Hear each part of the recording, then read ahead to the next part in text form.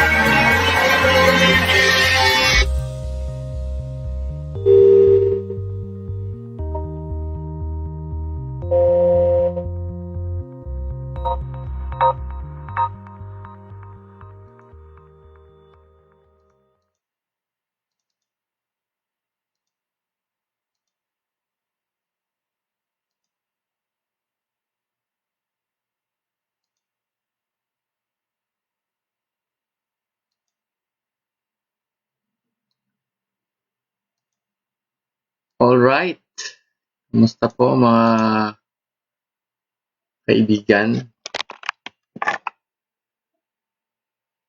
Yan, mga online ngayon, kamusta? Kamusta? Magandang gabi po sa inyo lahat. And,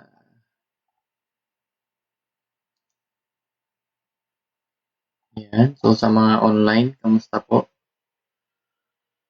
Alright.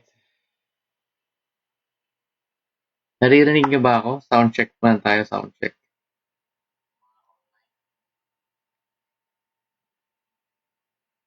Soundcheck po, soundcheck.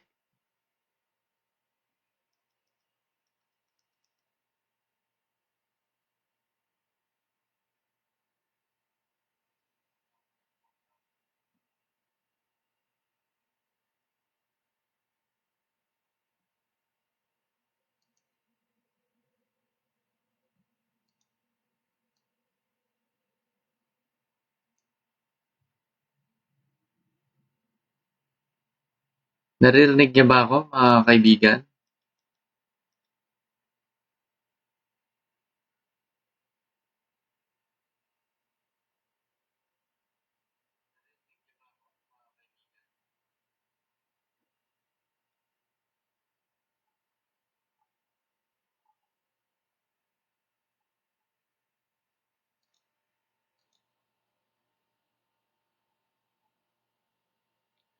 Yes, yun, naririnig daw.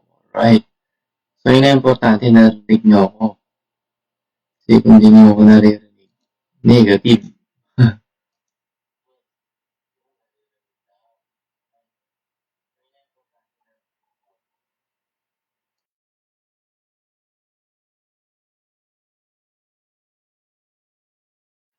Bago tayo magsimula, gusto ko muna yan, testing ang mic test. Yan. Okay? So, comment nyo naman kung taga-saan kayo at ano ginagawa mo ngayon.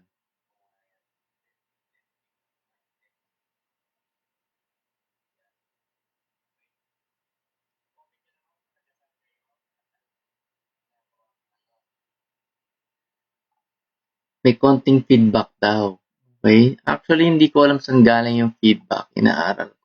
Feeling ko sa internet kasi mahina ang internet dito sa probinsya.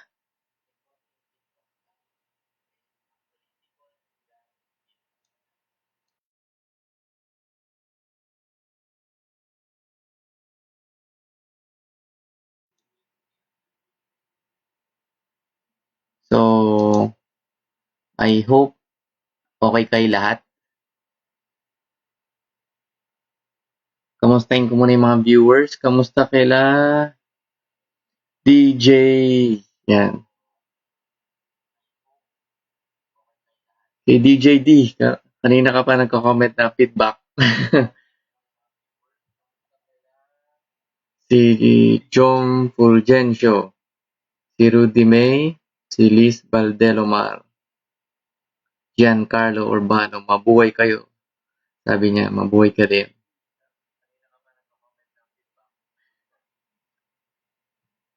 Si Che Pasig. So, bago po tayo mag-start, make sure na i-share mo na to sa mga kakilala mong friends mo. Kasi matagal-tagal po tayo. Siguro hanggang mga ano tayo, 1:00, 2:00, ganun. Medyo mahaba yung topic natin today. Tignan natin kung ano. Kung puputulin ko, pwede naman natin continue ulit next week. Okay?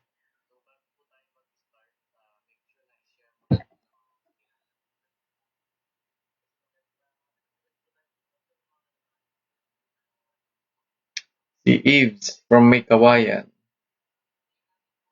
Giancarlo from Quezon City. Yan.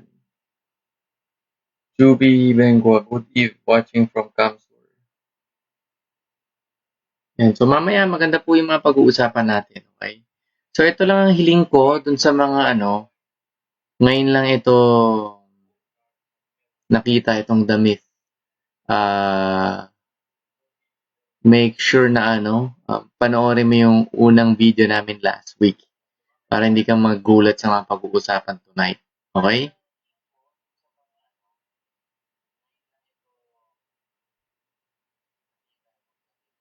So anyway, sa mga excited na napag-usapan yung damit, comment yes. At sa mga ano naman, may idea na about sa damit, di ba? Pusuan mo naman ito. At mag-i-start na tayo. Okay?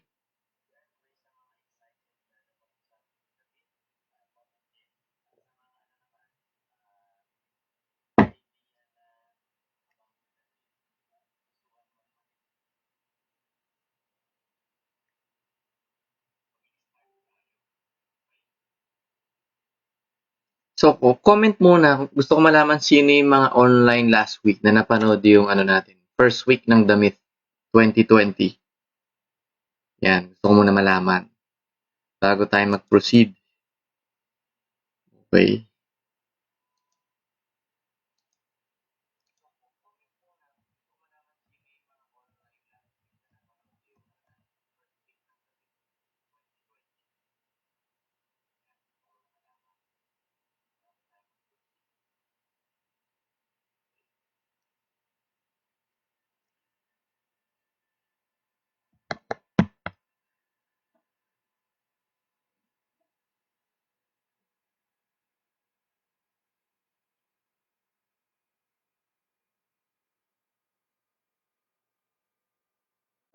So, yan. Si DJ, nandito daw siya ng first week. Yan. Good evening sa'yo, Georgie. Si Billy, nandito rin siya first week ng damit. Yan. So, yun yung mga ano nandito last week. Yung pag-uusapan natin today. Yan.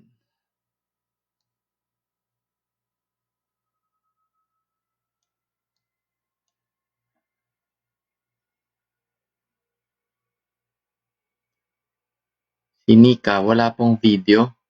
Walang video, tinatanong ni Nika. Si JC present. Dito daw siya last week. Yan. Okay, so, yan, marami na rin nag-comment about mga nandito last week. So, make sure po, ang konting house rules lang po tayo, okay? Una, bawal po ang negative, okay? Pangalawa, kung wala ka pang idea about sa damit, make sure na panoorin mo yung video namin last week. Okay, every Saturday natin ito ginagawa.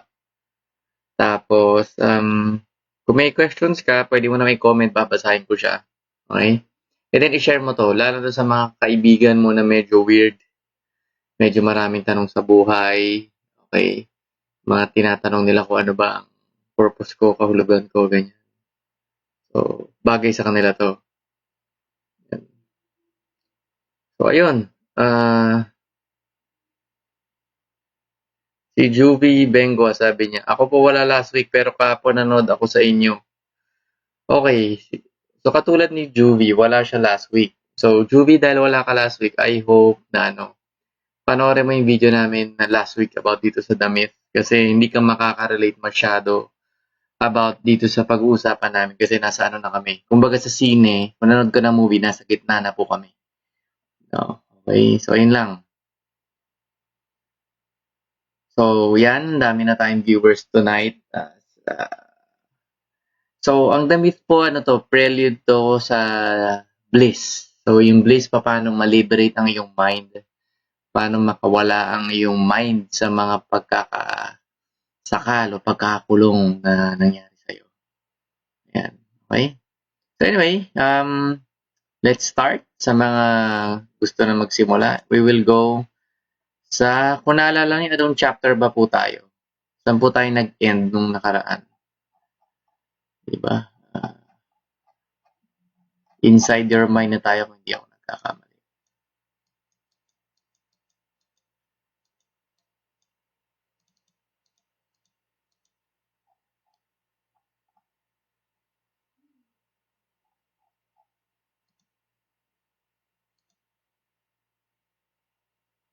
Ayan, nandito na tayo.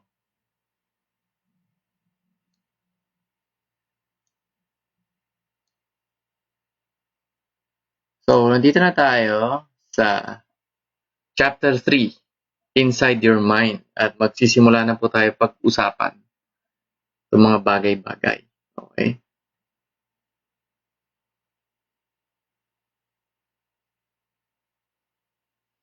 So, sa mga gusto na, comment yes para magsimula na po tayo.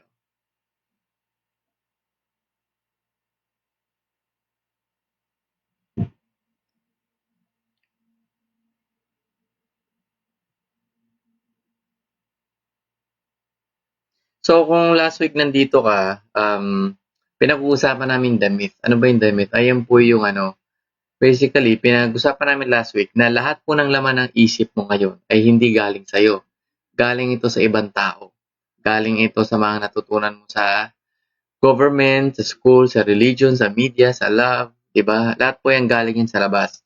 So, meaning, wala ka talagang sarili mong pag-iisip kasi lahat ng iniisip mo, o ang iniisip ng isip mo, galing lahat sa ibang tao. Okay? So, ngayon pag-uusapan naman natin this week, ano ba yung mga pumasok sa isip mo? Okay?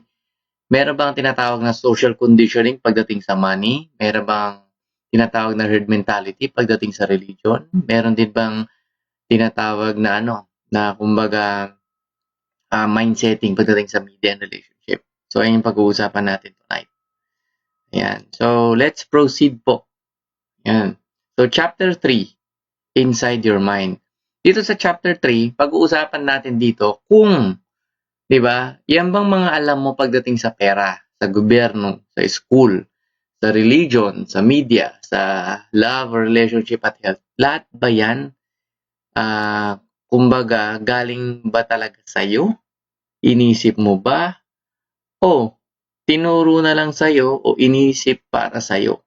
Ayan pag-uusapan natin ngayong gabi. Right. So, let's proceed. So, disclaimer lang po muna. Ito pong mapanood nyo, unang-una, wala po siyang wala pong pilitan. Okay? Take it like para pong isda. Okay? Pag kumakain ka ng isda, hindi mo kinakain yung tinik. So, that means, kunin mo lang yung sa tingin mo para sa'yo at itapon mo na yung tinik. Okay? So, next, pag-usapan ba natin yung money? Okay? Ano ba tong pera na to? according dito sa quote, di ba? Money is made to control you. So meaning, meron ba talagang social conditioning or herd mentality pagdating sa pera? Okay. Yan. So, sabi sa slide na to, money, humans are the only species that pay to live on Earth. O, di ba nakakatawa? Nakakatawa kasi nga, di ba? Ginawa ni God itong Earth. Pero, bakit tayo nagbabayad sa tubig? Bakit tayo nagbabayad sa lupa? Eh, di ba dapat, libre? So, let's go to this next slide. Sabi dito ni Mayor Rothschild, give me control of a nation's money supply and I care not who makes the laws. Okay? So, katulad nito, si Nathan Rothschild, anak niya, sabi niya, I care not what puppet is placed upon the throne of England. The man who controls Britain's money supply controls the British Empire and I control the British money supply. Basically, ang mga Rothschild, sila po ang may-ari ng pera. Almost lahat ng pera sa buong mundo. Yan. Kaya nasasabi nila yan. Okay? So, ayan. Let's proceed sa next. Okay? Alam mo ba, the way para makontrol ka ng bangko is through debt or utang. Okay? Kaya isa pa sa mga maraming tao hindi aware na akala nila okay umuutang pero no. The more na umuutang ka, the more nakokontrol ka ng isang tao ng bangko. Or for example, katulad ngayon yung China sa nangyayari, di ba? Halos pinapautang yung iba't ibang mga bansa. So nahahawakan niya tuloy ang mga bansa na to. Okay? Yan. So eto katulad niyan. Money, I am a piece of paper and I own your soul. Di ba? Marami nagsasabi na, yes, Lord, di ba, ikaw ang savior. Pero sa totoo lang, di ba, based sa galaw mo ngayon, dahil wala kang pera, kontrolado ka ng pera. Ulitin ko, di ba, kontrolado ka ng pera kung wala kang pera. Kahit nasabi mo pang religious ka, spiritual ka, pag nagugutom ka, makokontrol ka ng pera. Di ba? And not to mention, di ba, pag may mga pangarap kang gustong bilhin, gusto mo ng Ferrari, gusto mo makapaglibot sa buong mundo, gusto mo ng, kumbaga, yumaman ng todo, katulad na ng mga napapanood mo sa TV, okay? So, mangyayari sa'yo is yan, kontrolado ka talaga ng pera. Okay? Ito pa nakakatawa, most na mga tao, pag tumitingin sila sa mga tao, lalo na yung mga nasa sales, marketing, or business, hindi nila nakikita yung tao bilang tao. Nakikita nila as profit. Okay? Pera. Malalim mga nagbibilog-bilog. Maraming ganun. Tingin nila pera. Okay? Alam mo ba yung iPhone mo o yung iPhone na sikat ngayon, ginagawa yan ng mga 13 years old. Okay? Na nag-work 16 hours per day. Okay? Hindi alam mga tao. Next. The bank never goes broke. Alam mo ba yun? If the bank runs out of money, the banker may issue as much needed by writing on any ordinary paper. Mamaya makikita nyo to sa mga videos na pag-uusapan pa natin. Okay? So, sa mga hindi nakakaalam, ito po nangyayari sa Earth, sa mundo. Yung pera ang nagkukontrol sa mga leaders at yung mga leaders na to, diba, nakokontrol nila ang mga simbahan. Nakontrolado rin nila ang mga military. Kita nyo yan? Na nakokontrol sa atin.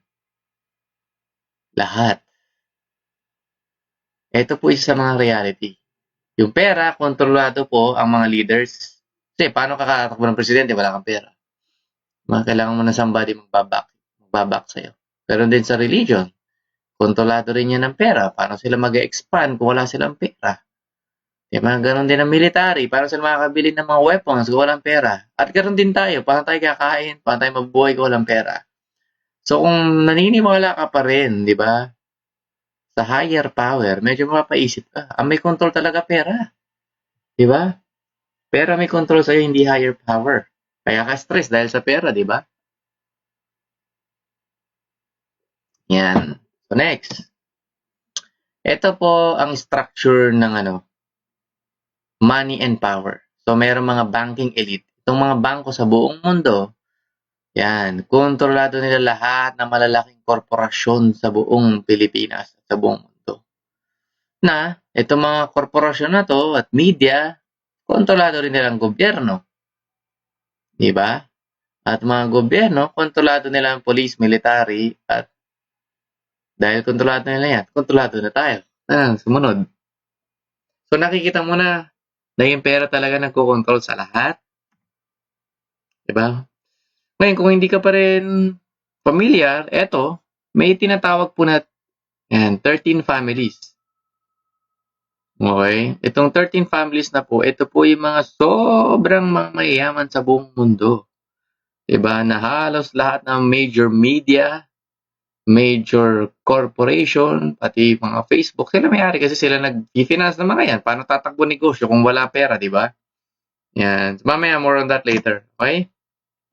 So anyway, we will now watch a video about dito sa sinasabi ko. Okay? Let's watch.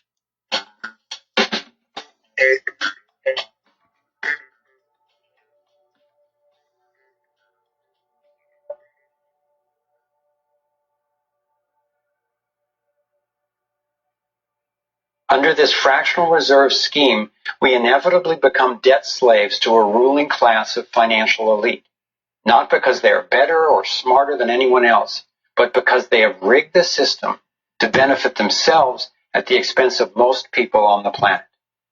Catherine Austin Fitts is an expert on this issue. She was an Assistant Secretary of Housing and Urban Development under President George Bush Sr., and then an advisor to the Clinton administration. Let's set up a game of Monopoly and you want to buy Park Place. What I can continually do is just print money, give myself more money, lower the value of your money by printing more. No matter how hardworking you are or how successful you are, I can always end up buying you for free. So how come if you or I make up money, it's called counterfeiting? But if the banks do it, it's increasing the money supply. How did the banks get this power? This is Jekyll Island, where in 1910, representatives from the Rockefellers, Rothschilds, Morgans, and other private bankers gathered secretly to draft the legislation that would create the Federal Reserve. Ed Griffin literally wrote the book on what happened at Jekyll Island. Central banks are banking cartels which have gone into partnership with the respective governments in the countries where they operate. And they've been given monopolistic power over the creation of the nation's money supply. That's what the politicians handed to them as a gift, you might say, for the partnership. Now, in return, what do the bankers do for the politicians? They promise to create money out of nothing now that they've got this legal power to do it anytime the government needs it. And since 2008, we've witnessed the greatest fake money printing run in recorded history. This financial sleight of hand disguises the costs, hides who's to blame, and leaves us as debt slaves working to pay off the bill. I found it revealing that in the same year the Federal Reserve was founded, 1913, the Internal Revenue Service was also established. An income tax was then instigated so you and I would have to pay the politicians' debt plus interest to the bankers. The problem is we have a privately owned central bank system in the United States disguised as a government-owned system. Now, if you look in the telephone book here in the Washington, D.C. area, you look up for Federal Reserve in the blue government pages, it's not there. It's in the white pages right next to Federal Express.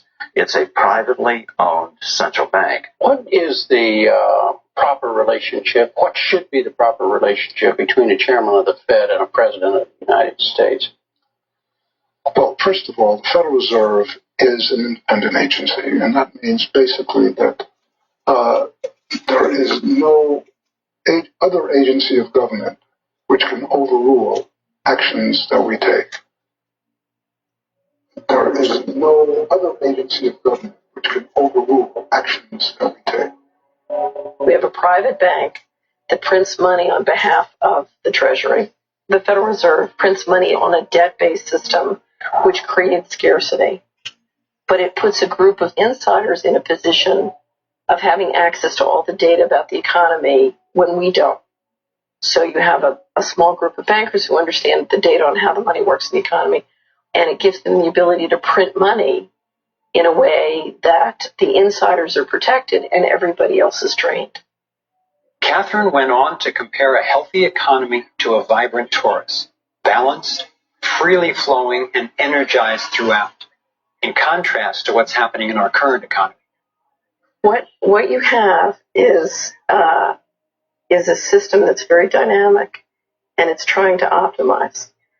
But intertwined in the core of it, you have a tapeworm. The way a tapeworm works in your body is it injects a chemical into your body that makes you crave what's good for the tapeworm and bad for you. You have a parasite that's very much manipulating and engorging itself at the expense of the whole. We live in a tapeworm economy, where the financial elite are the tapeworm, and they're feeding on us. And they don't like it when people blow their cover. After Catherine began exposing government corruption at the highest levels, the FBI raided her company and seized its assets. She was dragged through the courts for 10 years before being found innocent.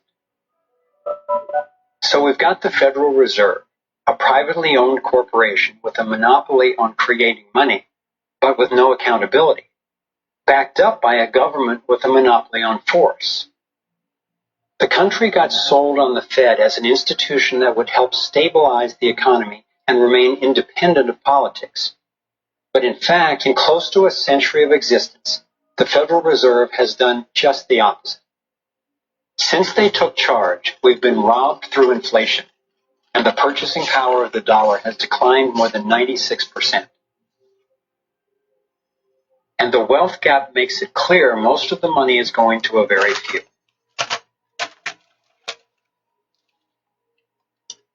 Only 16 years after the Federal Reserve was in power, America experienced the Great Depression.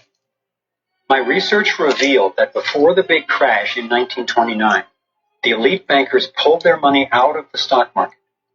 After the crash, they used that money to buy up cheap stocks and smaller failing banks for pennies on the dollar.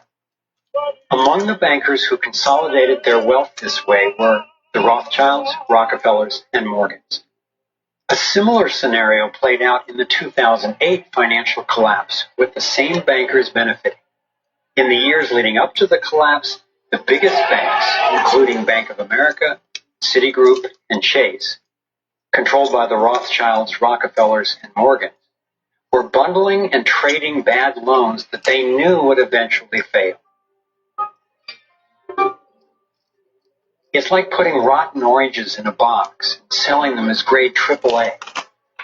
The bundlers of the debt knew it was only a matter of time before someone would open that box and see that the content was worthless, since they were the ones who packed the boxes in the first place. When the rotten oranges, what we hear about as unsound loans, derivatives, and credit default swaps, were finally discovered, everyone was impacted. People lost their homes, their jobs, their businesses, and their retirements. Meanwhile, the biggest banks who created the problem in the first place were the ones who got bailed out. Why is that? Why would the Federal Reserve give trillions to the banks, even though the majority of Americans were against bailing them out? And why not help those most in need rather than the perpetrators of the financial collapse? My research led me to believe that the same people who created the Federal Reserve, the Rothschilds, the Rockefellers, and the Morgans, still control it, and they used this scheme to bail themselves out at our expense.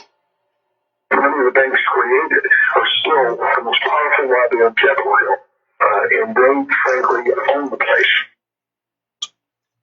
I'm convinced that the near collapse of the economy in 2008 resulted from an orchestrated pump and dump scheme designed and executed by the big bankers to consolidate wealth and power.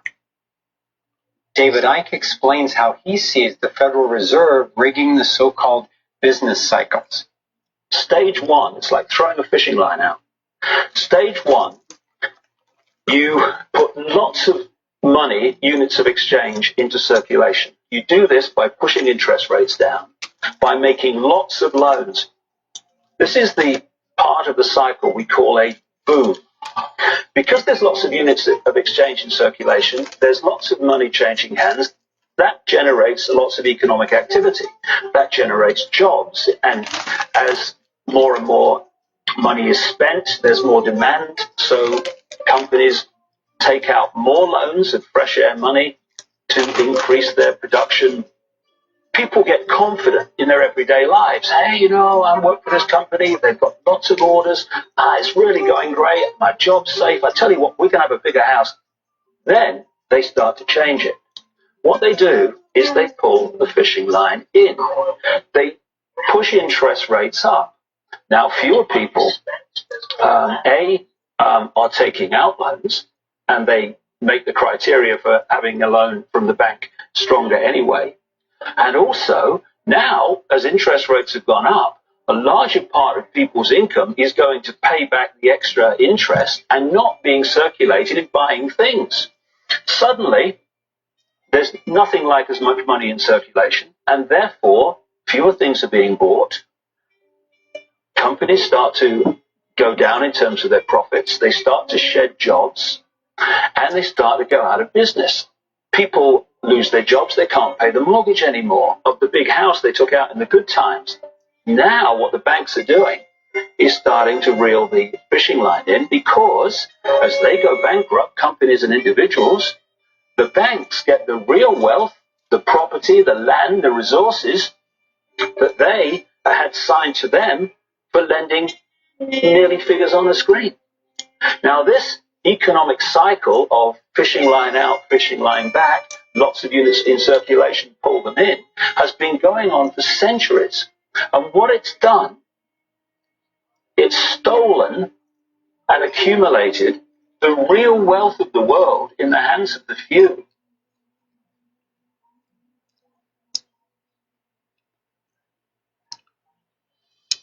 At the international level, central bankers use the World Bank and the International Monetary Fund to make more money while exploiting the resources of countries they lend to, bankrupting them in the process.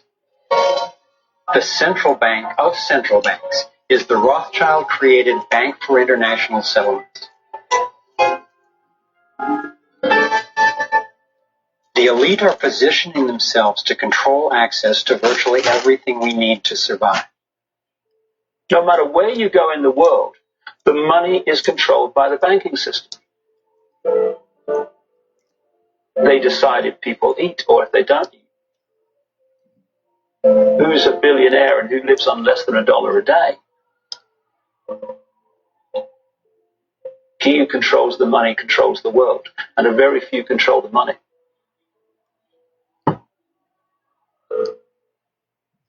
At this point, my view of the world had been turned upside down. I was struggling with the realization that the failure and suffering of so many is actually success and fulfillment for a few. The elite central bankers who fooled the world into letting them create money. They already have vast fortunes, so what is their end game? What is their ultimate agenda?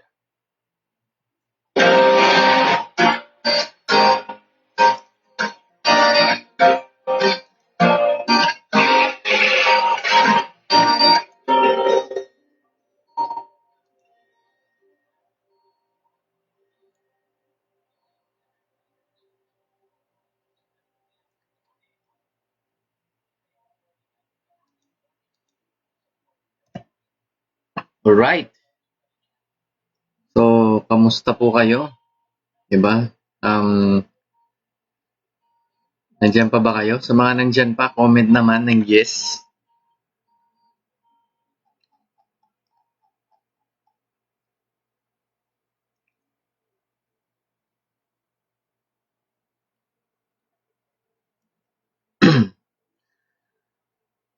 So, ano yung natutunan natin dun sa sa video na yon, di ba? So, doon na-discover mo na may mga banking elite na nagkokontrol sa mundo natin. Malamang di mo alam yan, di ba? Actually, inano na yan ni President Duterte, di ba? I mean, nasabi niya na meron talaga mga elite na nagkokontrol.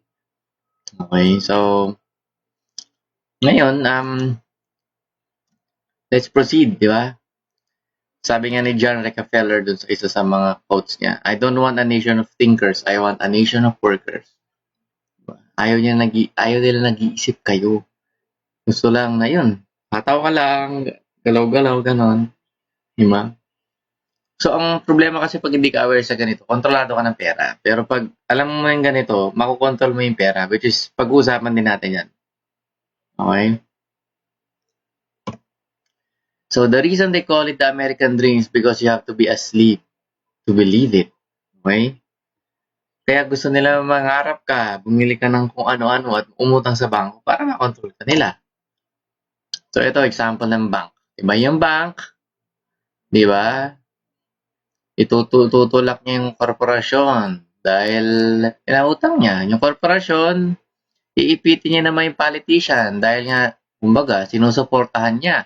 At yung politician, ayan, tayo iniipit. Which is nangyayari din ngayon, di ba? So, the American dream, okay?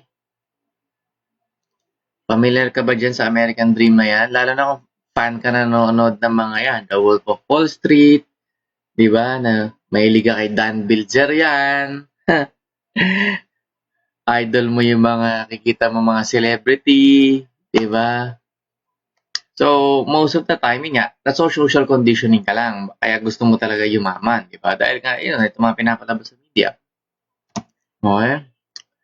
Usually, isa sa mga paraan para malaman mo kung na-control ka ba talaga ng pera, katulad niyan, materialism. Kapag masyado ka maraming bagay na hindi mo kailangan naman, yun, napapabili ka. Okay? Sabi nga dito ni, sa quote na to, desire, said the Buddha, is the cause of suffering. Without desire, paano ka naman mag-enjoy? Diba? Actually, okay po magka-desire, pero independent ka dun. Yung happiness mo dun, ayun yung medyo sablay. Kasi nga, what if di mo nakuha or what if na-attach ka masyado dun, diba? Hindi ka rin magiging masaya, magsasuffer ka. Most of our troubles are due to our passionate desire for and attachment to things that we misapprehend as enduring entities. So, ano po pinagkaiba ng attachments and goals? Yan, pag-usapan din natin yan. Actually, wala pong masama magkaroon ng mga goals sa buhay. Okay? Wala masama na mangarap. Hindi rin masama bumili ng mga bagay na mamahalin. Latest gadgets, kumita ng milyon. Wala pong masama doon. Ang masama is kung hindi mo alam kung ba't mo ito ginagawa. Baka ginagawa mo doon dahil may idol ka na ginagawa to. Baka ginagawa mo doon dahil nakita mo yung mga celebrity mayayaman kaya gusto mo na yumaman. Or na sabi sa'yo na kailangan mo yumaman kaya mo ito ginagawa, okay? So, ang problem dito, pag yung goals mo hindi sa'yo, okay, dun ka hindi magiging fulfilled. Kaya make sure, di ba, kung meron ka mga gusto sa buhay, dapat gusto mo talaga. Dapat talagang pinag-aralan mo. Okay, for example, di ba, maraming ngayon mahilig sa iPhone dahil magaling yung pagkaka-marketing. Pero meron ba mga phone na mas maganda kaysa sa iPhone? Di ba?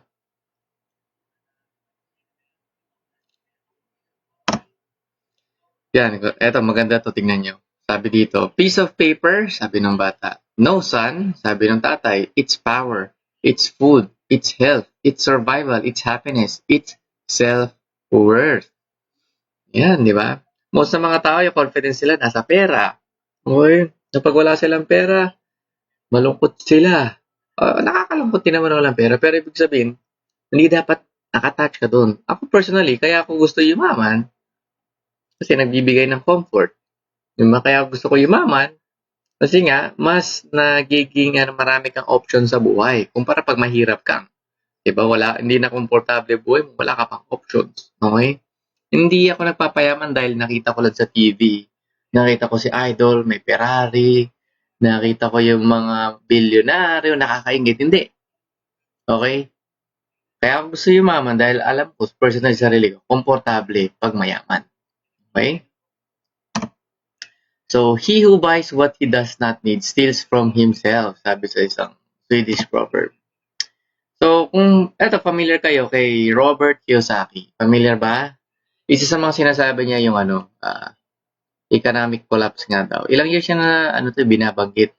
Pero eventually, nangyayari na po ngayon, di ba? Kung kanina napanood mo sa video, yung 1920s, doon nag-start nag-crash na yung market noon. Nag-reset, di ba? Naging mura lahat, which is nangyayari po ngayon. So kung alam mo na ngayon, nagmumura lahat, di ba? Maganda pong opportunity ngayon para talaga magseryoso ka sa negosyo mo. Okay, dahil nga 1920s nung mga time na yun, doon nag-start yung mga mayayaman ngayon. Di ba? So, magandang opportunity po yung nag-crash yung market, nagkakaroon ng kahirapan sa paligid dahil opportunity po sa mga negosyante. Okay? Katulad po nito, di ba? Pakita ko sa inyo. Noong 2000-2002, ito, chart ng market. Nag-crash po yung market, 2000-2002. Ito naman, 2008, nag-crash. Okay? Sa tingin nyo po ngayon, 2020, di ba? May matindi po. Ngayon, buong mundo affected ngayon. Kaya talagang nagka-crash ang market ngayon. So, opportunity po to sa lahat ng business-minded. Okay? Ngayon, meron ako papakita rin sa inyo na next video na dito mas ma-open po yung mga eyes nyo. Okay? So, make sure na panoorin mo mabuti ito. Let's go.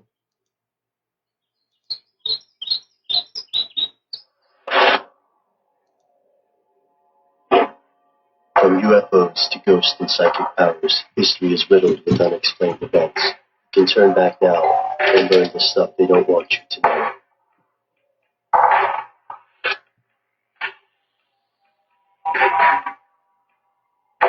Here are the facts.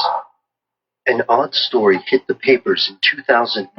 2 Japanese nationals were detained in Italy.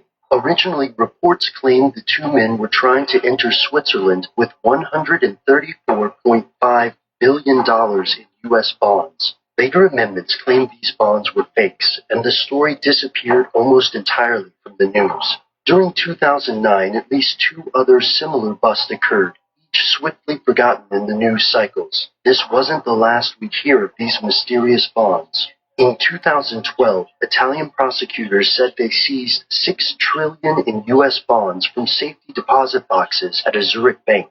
The U.S. government also confirmed these alleged 1934 bonds were fakes. From World War II German forgeries of the British pound to North Korean supernotes today, counterfeiting is an unfortunately common crime. So why do so many people think there's something more to this story? If those bonds are real, then who on earth would own that much money? Here's where it gets crazy.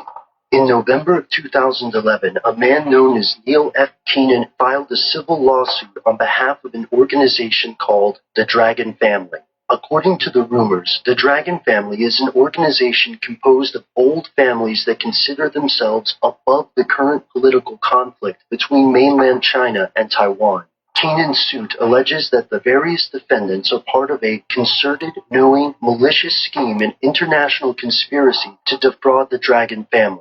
Here's the story. Between the world wars, China's finance minister T.B. Song and Henry Morgenthau, the U.S. Secretary of the Treasury, struck a deal to protect Chinese assets in case of a widespread war with Japan.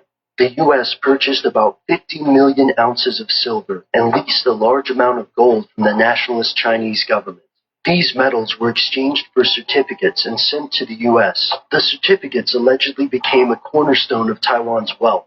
When the Nationalist Party fled to Taiwan, they appointed the Dragon family to safeguard these remaining certificates and wait for the time to redeem them, with interest. It's an intriguing story, but there are several problems. First, the Federal Reserve claims the specific currency described in this lawsuit doesn't exist. Secondly, the alleged bonds and certificates have several noticeable spelling errors. Those who believe the bonds are genuine say these errors are purposeful as a way to keep the U.S. from having to repay the debt. Third, this story is metamorphosized as more and more conspiracy theorists add fanciful and unproven spins on the basic tale. For example, researchers like Benjamin Fulford see this case as a hint of something much bigger, perhaps even the global collapse of the current monetary system.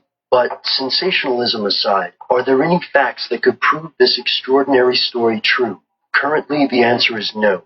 Counterfeiting schemes are, again, fairly common, so much so that the Federal Reserve mentions several on their website. However, it is true that Neil Keenan has taken the Italian police force, UN head Ban Ki-moon, and numerous other organizations to court on behalf of this dragon family. The story's not finished yet, and only time will tell whether this is a case of fraud and conspiracy theory spiraling out of control, or a genuine example of something they don't want you to know.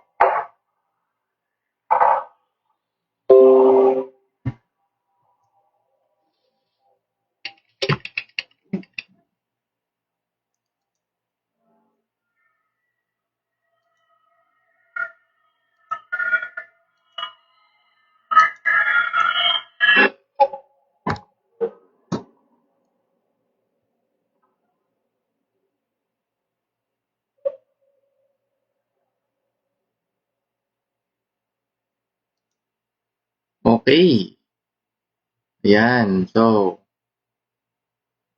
kamusta? May natutunan ba kayo doon? Baka meron kang gustong i-comment. Okay?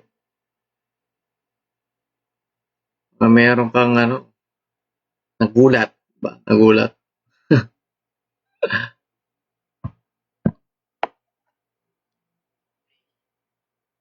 So, kung papansin mo, di ba? May mga US bonds doon na worth ganun kadami. Okay. Yung galing po yan sa mga sinaunang panahon ng mga gold doon. Diba? Na kinuha ng mga US, tapos pinalitan nila ng mga bonds na sabi nila, hawakan muna namin, tapos sa mga US bonds na yun yung worth niya. Mahaba pong story yan eh. Pero mamaya, pagtatalakayin din natin yan. Okay? At least aware kayo na may mga ganito. Kasi naman di mo alam. Diba? So, comment mo naman kung meron ka medyo na re-realize o may light bulb moment doon. Kaya baka may alam ka sa mga ganyang klaseng mga pangyayari din, di ba? Okay, so let's move. Sabi nga ni Bruce Lee, the poorer we are inwardly, the more we try to enrich ourselves outwardly. Bruce Lee. Okay. Progress doesn't mean change. Ang ibig ko po sabihin nito, hindi po dahil kasi maraming pera ang tao o ang bansa, ay ibig sabihin is nagbago na sila. Okay. Maraming mga tao, dumami pera, pero yung ugali, hindi naman nagbago. Okay? So, wag po natin i-equate yung daming pera as basis po ng success. Okay? Dahil hindi lang po yun. So, kasi dito sa mundo natin, pag mayaman, idol na kagad. Diba? Yes, tama naman. Idol natin, mahirap din yumaman. But ibig sabihin, wag lang yung maging basis ng success mo. Okay?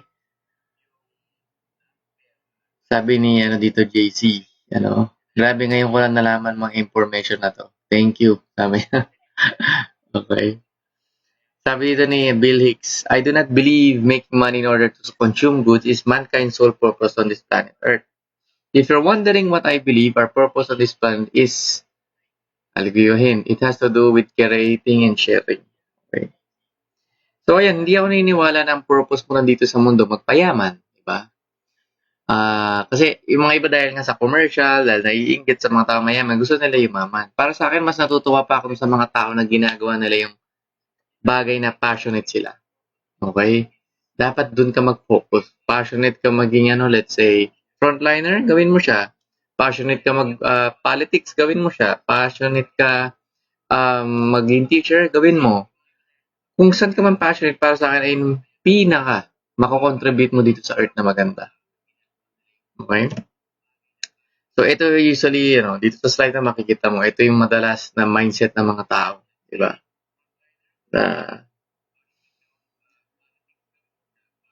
mabubuhay, tatrabaho, magkakapera, Tapos, bibiling lahat ng gusto niya tungkol sa pera niya, hindi mamamatay.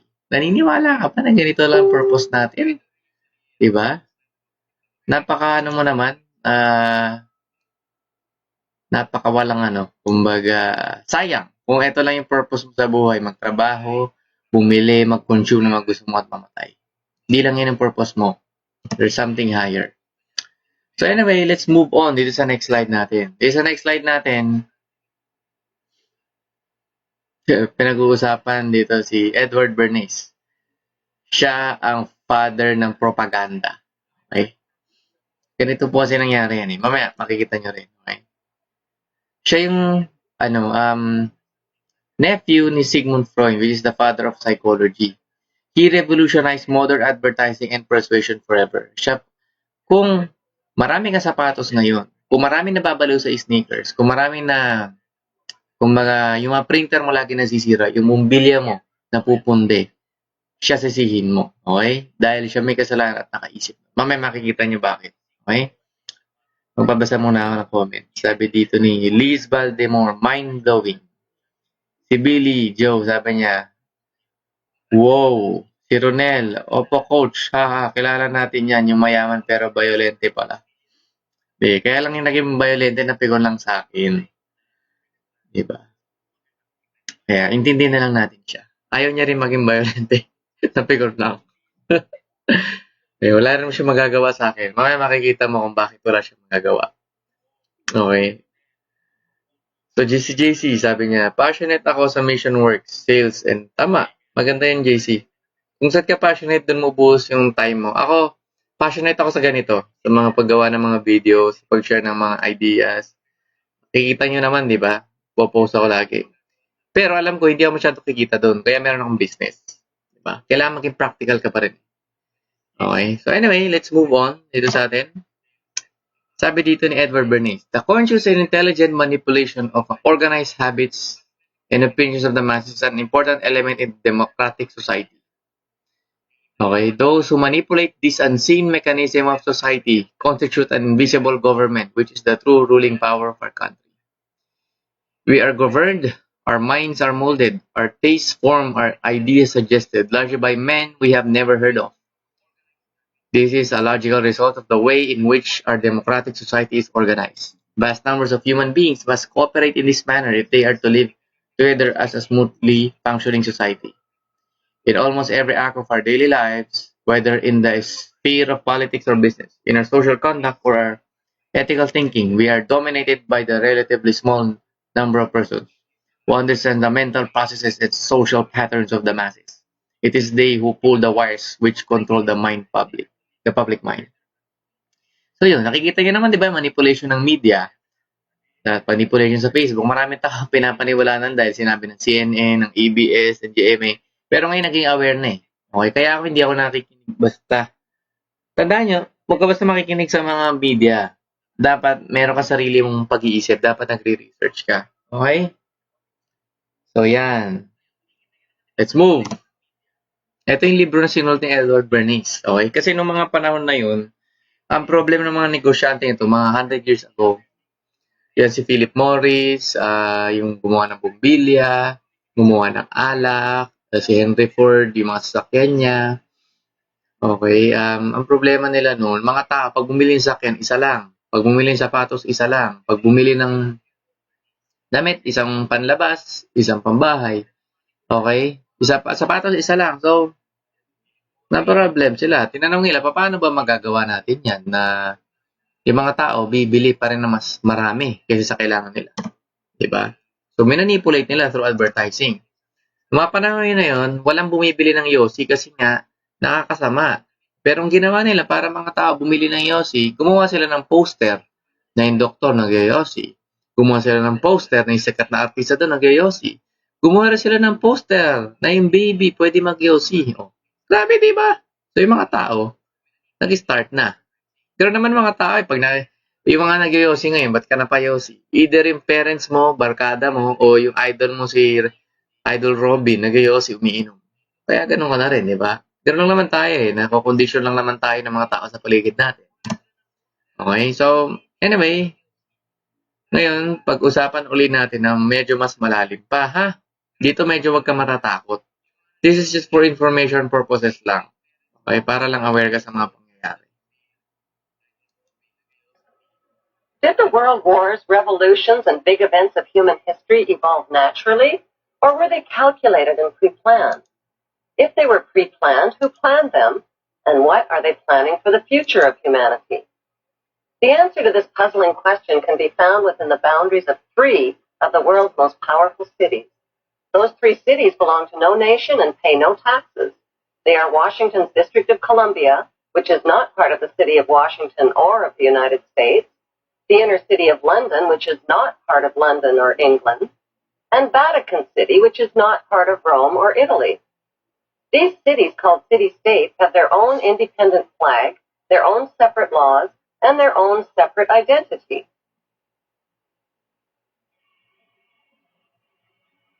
Vatican City is in fact a state, the smallest principality in the world.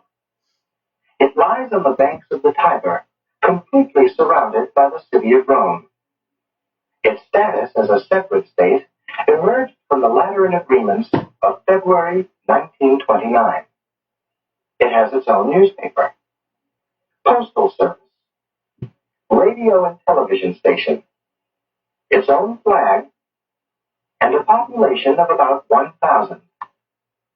The Vatican also has its own army of Swiss guards, and it even has its own prison.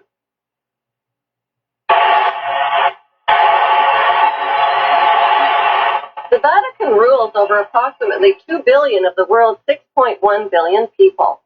The colossal wealth of the Vatican includes enormous investments with the Rothschilds in Britain, France, and the USA, and with giant oil and weapons corporations like Shell and General Electric. The Vatican solid gold bullion worth billions is stored with the Rothschild-controlled Bank of England and the U.S. Federal Reserve Bank.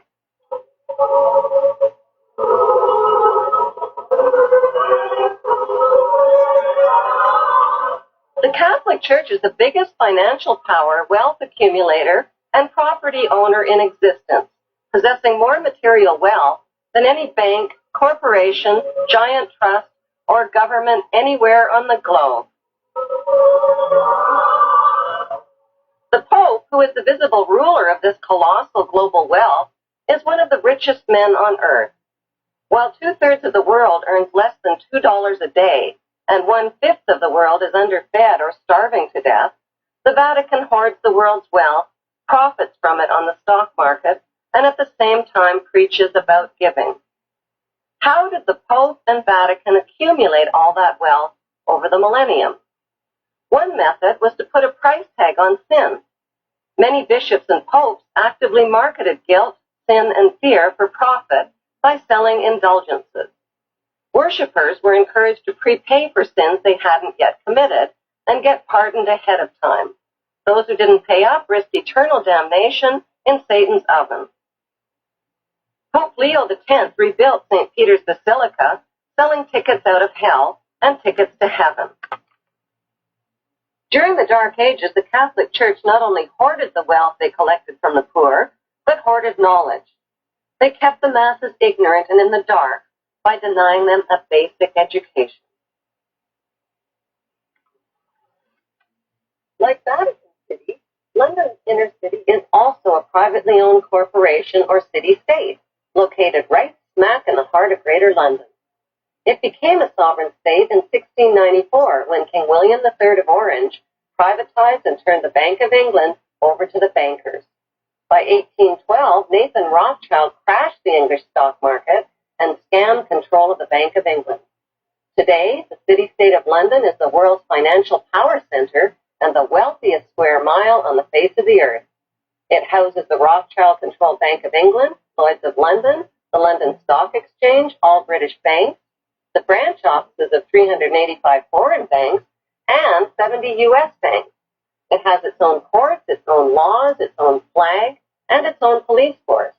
It's not part of Greater London or England or the British Commonwealth and pays no taxes. The city-state of London houses Fleet Street's newspaper and publishing monopoly. It is also the headquarters for worldwide English Freemasonry and headquarters for the worldwide money cartel known as the Crown. Contrary to popular belief, the Crown is not the royal family or the British monarch. The Crown is the private corporate city-state of London. It has a council of 12 members who rule the corporation under a mayor called the Lord Mayor. The Lord Mayor and his 12-member council serve as proxies or representatives who sit in for 13 of the world's wealthiest, most powerful banking families.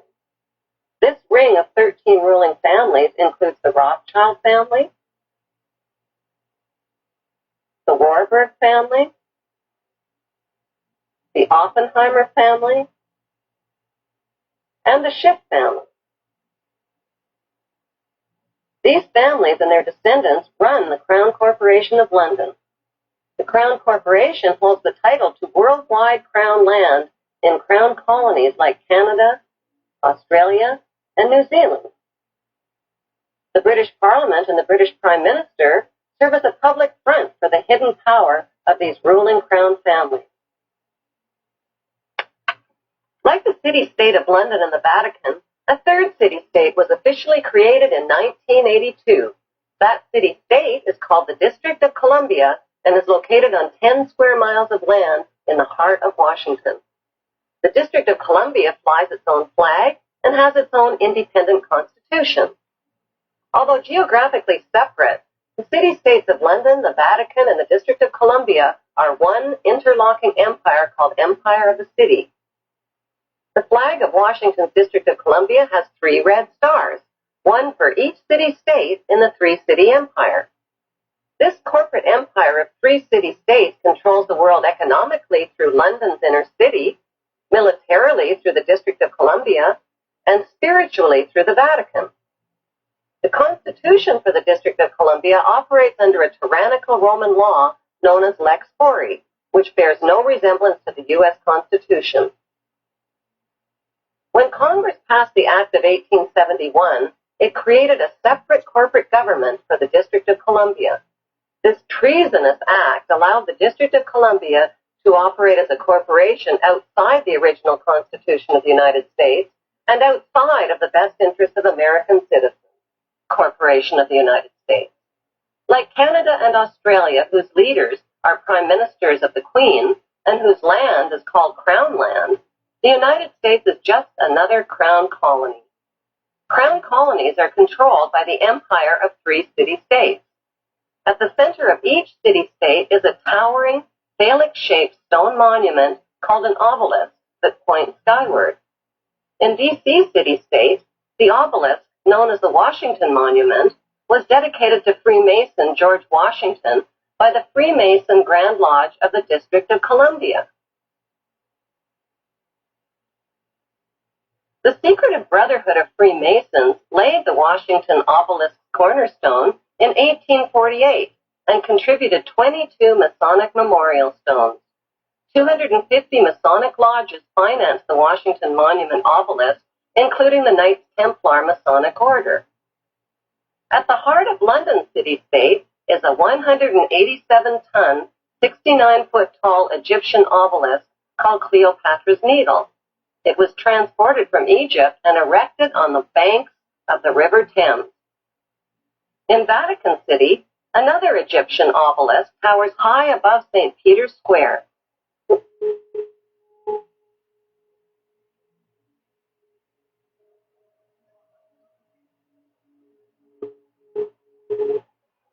What exactly is an obelisk?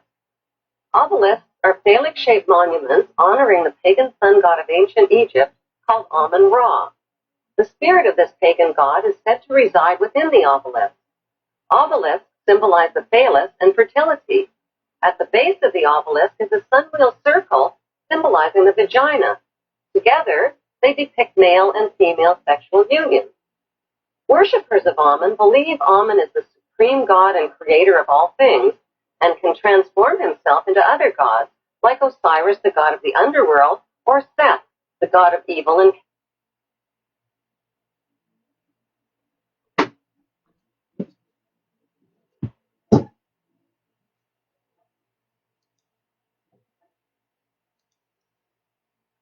Okay, nandyan pa ba kayo? So, yan. Panood nyo na yun. And, kung nandyan ka pa, buhay ka pa. Diba? Comment naman. Mabasa pa ako ng ibang comment dito. So, si Jom Fulgencio, sabi po nila sa mga family na mayaman din nagpa-fund sa mga story requires. Halos lahat naman ng gera, diba? Yung mga nagrarally na lang nga sa Pilipinas, sino nagpopondo dyan? Diba? Siyempre mga mayayaman. So anyway, yan, tuloy nyo na yung mga comments nyo kung may mga comments ka habang nanonood, diba? And magpo-continue tayo sa ating next video. Di ba kanina sinasabi ko si Edward Bernays, yung may kasalanan ba't nasisira bumbilya mo? Kasi nung unang panahon yung bumbilya hindi po napupundi. Okay? Siya rin may kasalanan, bakit ang dami mong sapatos? Okay, gusto mo maraming sasakyan o maraming damit, okay? Dito sa next video, may explain po. Yan, panoorin natin.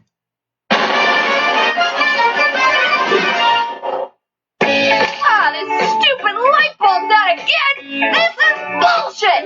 No, it's not bullshit. It's planned obsolescence. What's that? Come with me. Planned obsolescence. That's making stuff that breaks on purpose. Planned obsolescence. It's how companies bend us over and screw us. What do you mean? When Edison first started making light bulbs, they could last for 100+ years. Some are even still shining without replacements or repairs. But incandescent light bulbs only last for around 1,000 hours. So you always need new light bulbs, 'cause the bulb company needs buyers. Because of capitalism? Now you're getting it. In 1924, light bulb companies held a secret meeting in Geneva. They agreed to make shitty light bulbs. The customers would always need them. Well, at least it's just light bulbs. Nope. Video games, TVs, textbooks, and cell phones, tablets, automobiles, computers, and operating systems, clothes, drink, and appliances. Who's the biggest culprit of planned obsolescence? Hard to say. Ooh, can I have an apple? Oh, I'd wait. Newer apples are always better. Companies don't care about quality. They just want you back in the store. They don't want products lasting for decades. They just want you always wanting more. Planned obsolescence. Most products are designed to fail. Planned obsolescence. Capitalism always needs new stuff for sale. Son of a shit!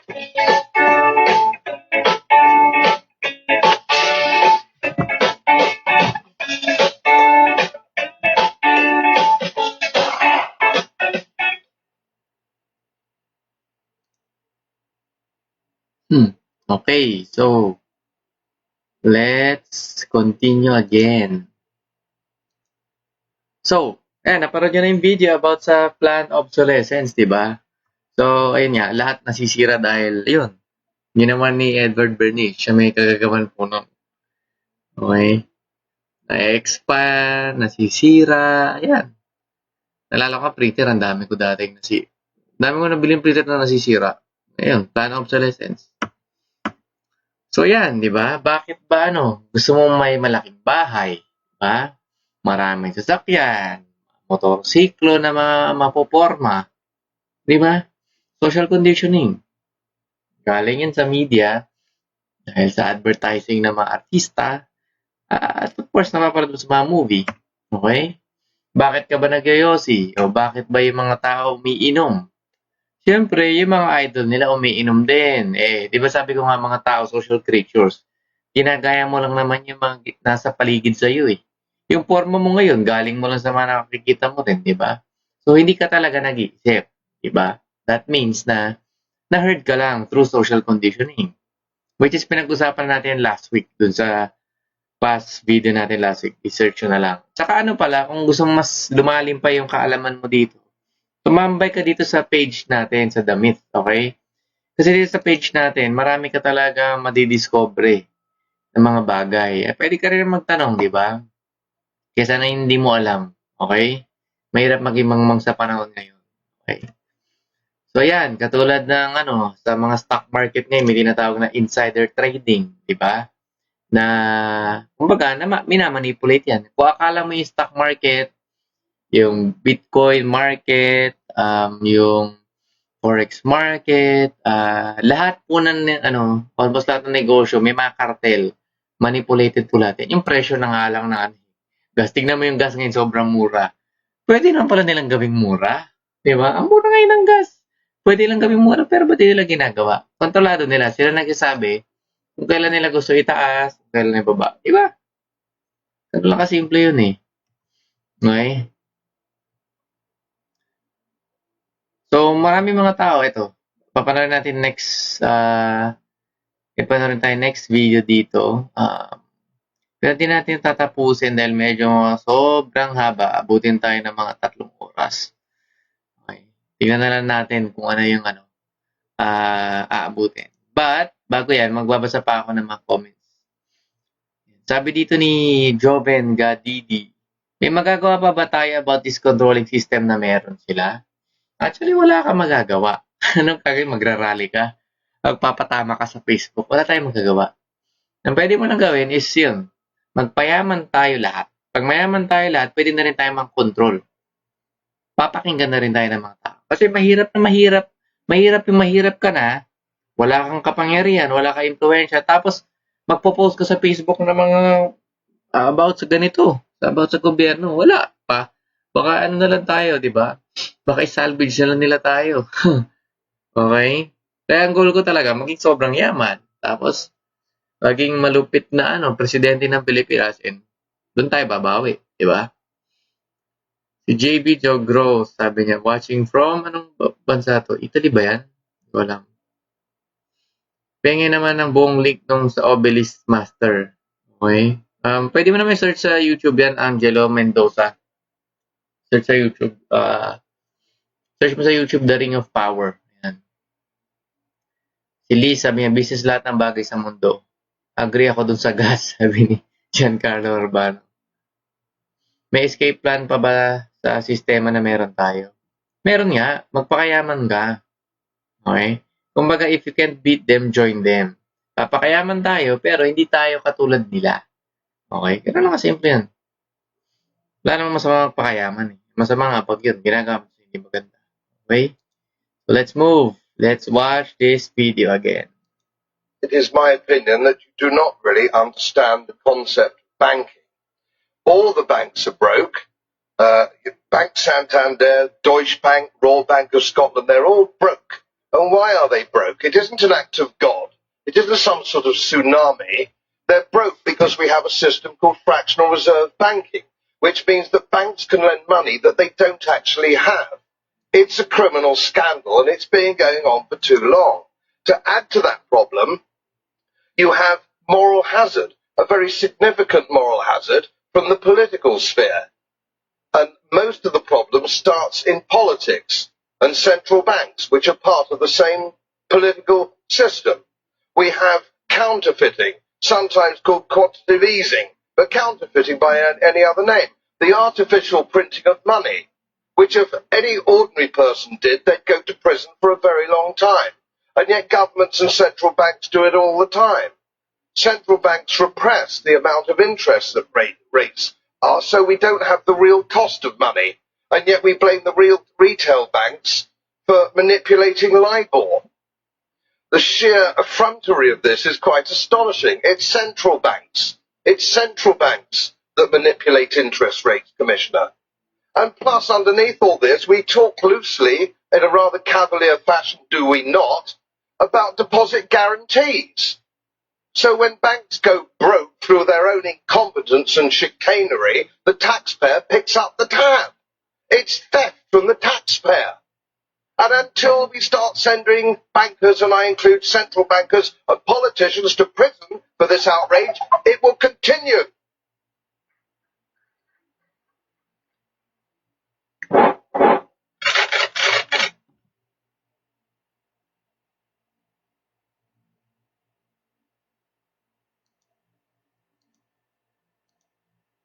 Okay, so in-explain lang doon sa video na yun na maraming, yung bangko ngayon, nag-print ng pera. Alam mo ba, sa Amerika ngayon, nag-print sila ng 2 trillion para pamigay sa mga tao, lalo na yung mga negosyante at walang mga trabaho. Bakit? Para gumalaw yung ekonomiya natin. Okay? Ekonomiya nila. Ngayon sa atin din alam ko magbibigay na rin ng loan sa mga businessman o self-employed. I think 500,000 pesos yun. Para yun, gumalaw ang ekonomiya. Kasi kung walang bumibili dahil walang pera mga tao, paano magkakaroon ng sirkulasyon sa pera? Okay? Are you guys learning? Yan. So anyway, let's proceed to our next video. Yan.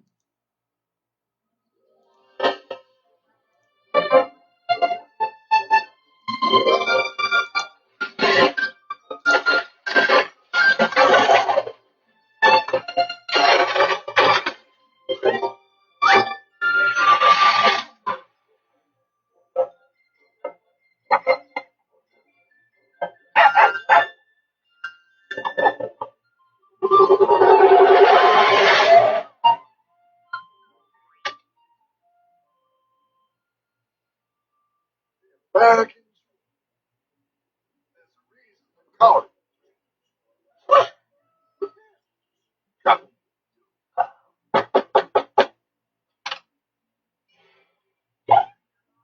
No, no, no, no, no! I don't have any more money. My job sucks right now. Please, I'll have more money next time. You can't take my house. Oh, okay. Well, just help me work something out, okay? I mean, you said I'm a good credit guy, right? Hey, wait! My dad is in there! No! Don't take my dream! Oh, how did this happen?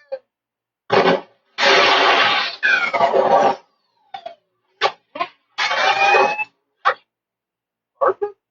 Is that you? Been a long time.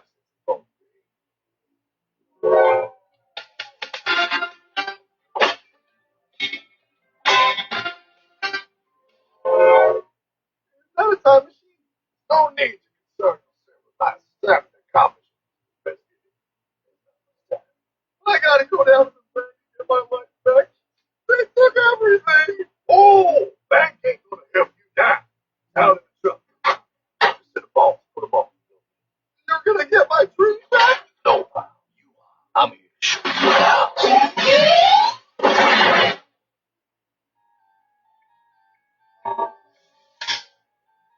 Submitted for your approval. 1. First National Bank. What is a bank? You ask. A curious place where both space, time, and irony exist. And yet, you're gonna be doing that the whole time? Pay attention. Exhibit A. Those who come to deposit and safely store their earned monies. Exhibit B. Those who need to borrow send money for purposes unknown. Hey! That's me! There you go. Exhibit C. The bank only has so much money in the vault to lend out to people such as you. Hey! Hey, that's the guy! He took my house! Really stole my vibe here, pal. Space time continues. He can't just let me narrate. Where was I? So you see, by the time he got to the pile, his bank was out of money. But he gave me lots of money and charged me a lot of interest. Yes, that's the only way banks make money, by making debt loans. Debt equals money, pile. Remember that. Debt equals money. The more loans they make, the more money they make. But if they don't have any money, then where did my money come from? You're going to want to take a step back. Whoa! No way! Yes, and that's money. Hey, buddy, need some money? They didn't do that. Oh, they did exactly that, pal. Remember, banks make money by making loans, by selling debt, even to bad credit risks. Yo, have some money, dude. Just sign here. Oh my gosh! They call it free money. Yeah, that's exactly what my loan guy told me. Free money. But it ain't free. The worst part was offering money to people who don't even need it. People, pal, like you. You're right. I didn't need him. I was happy here. I didn't need it.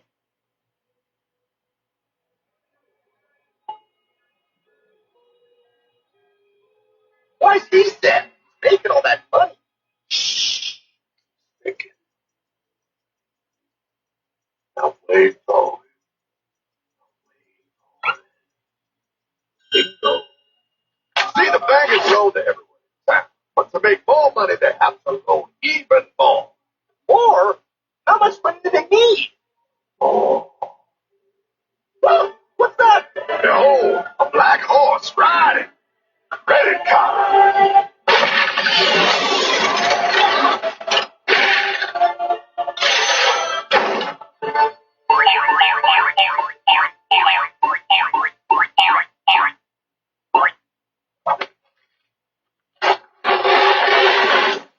Wow, look.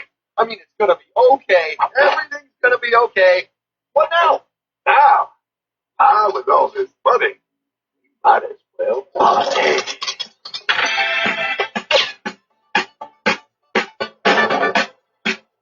Oh, this is awesome. I needed to get my head clear. When I get back, I'm gonna straighten all this out. I just hope Dream is doing okay. Pretty. I'm going to get you, my pretty. Yep, he is. I'm sure he is. You put it on his there. Little something to sell. Wait. You know, wait a second, Herbert. I just thought of something. If I got this money from the bank, and the bank got it from the Federal Reserve dump trucks, Go on. then where does the Federal Reserve get their money? Real nice time, baby. Real nice. Excuse me while I follow.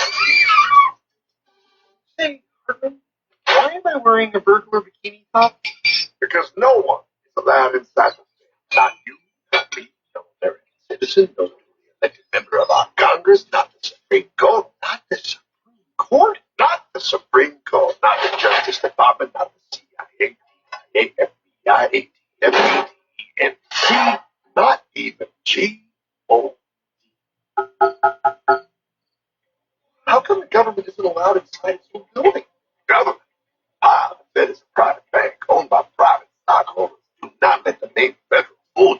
This place is about as federal as Federal Express. A private bank? Private?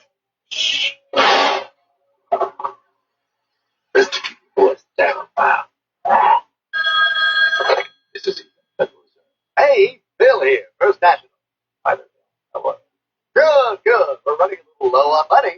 no problem. How much you need? Oh, how does 20 million sound? What? Excellent. We'll ship it first thing tomorrow. Wait, he can just call up the Fed and ask for more money and they give him whatever they want? No. The Fed don't give the banks money. The Fed owns the bank's money. The banks have to pay it back with interest. Come on, stop it. Wait. I still don't understand. Where does the Fed get their money? I mean, if they're a private bank. You said they're a private bank, right? Okay, so who puts money into the Fed then? This is Mel, United States Mint. IML, First National needs another 20 millions. We're already running the presses full steam here, Ethan. Gotta keep making loans. Gotta keep the money flowing. All right, you're the Fed. Whatever you guys say. 20 million more by morning. But I don't get it. What's so wrong about the Fed printing money? Because it's unconstitutional, pal. Our Treasury is supposed to create our money, but now the Fed controls the printing of America's money. Nobody gets a friggin' dollar. The Fed didn't print. So, they print the money, and then they loan it to the government. Then they charge the government interest, then the government taxes you to pay for it. Wake up, pal. God, I don't see what the big deal is. No, you're right, pal. Wait a minute. Wait, I am? Yeah. I forget how effective they are at keeping you ignorant. Well, that's okay. Hey, I'm not ignorant. Do you even know what money is, pal?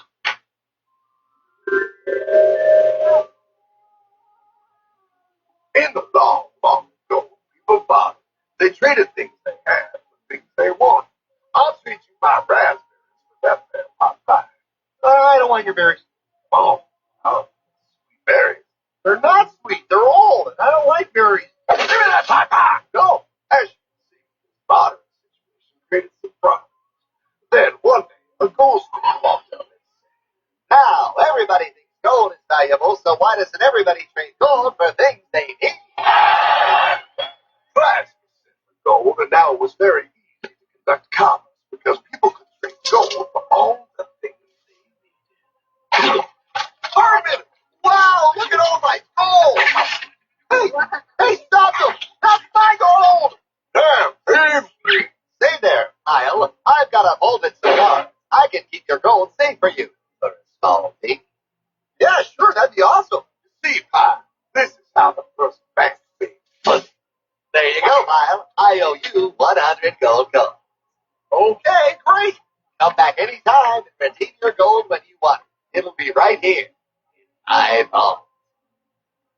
You're holding the very first paper money pile. Wow, this is great. It all makes sense. Oh, that's right. It was good. Everybody started using IOU because everybody knew the IOU was as good as gold. Wow, this candy is really a good price. 1 IOU. I'm getting some more for later. Hey, wait a minute. It was just 1 IOU. 10 IOUs for chocolate? You can't just raise prices like that. Oh, the Candyman can. Oh, the Candyman can. Wait, that is just freaking wrong. Call inflation, Kyle. Makes your IOUs worth less and less until they are worth nothing. Less back bucket, $1.08. But I worked hard and I baked all those pot pies. Now I have to work harder to make less? That's not fair. Oh, you think that's not fair? You're going to love the next part. What's he doing? How do banks make money, Kyle? By making more loans? Oh, that's right. He's good. See, he prints more IOUs without any more gold, loans them out for interest, makes a pretty penny, and nobody is the wise. Unless everybody wanted to go back at the same time. No. That's Michael. Not anymore. What are you talking about? I like to redeem my IOU. Thank you very much. I want my gold back now! Thief! Gotta love the bank run, bringing people together. See, they all found out he was stealing, made a run of the bank and demanded their gold, but as you can see, they ain't no gold to get. Armin, don't worry about it. Back in these times, Benji will be yours. 3 things in this world. Never mess with another man's woman. Never mess with another man's ego. And most importantly, never mess with another man's money. Else, man will mess with you. My God! You hung him? Yes, Pa. Oh, we hung him. We hung him high. And you know why? Because he was a thief? Because, Pa, an evil invention was born. Man discovered how to turn worthless paper into gold. Thus was invented the ultimate machine to steal real money and enslave all the nations on earth. It's alive! Oh, now come on. You're just being dramatic. I mean, I lost my house, but What is that? Explain. a nuclear power plant? Produces lots of electricity and little pollution. An invention for the good of humanity. Okay, but what's this have to do with... 3, 2, 1. Holy atomic energy. A discovery more powerful than anything man had yet conceived. It can be used for good or evil. Now, unlike Einstein, the goldsmith's discovery has been kept a closely guarded secret. It was never intended to see. This discovery is called fractional reserve banking. In the long term, it's more powerful than the nuclear bomb. Its ability to completely and utterly destroy a nation who is subjected to its aversion.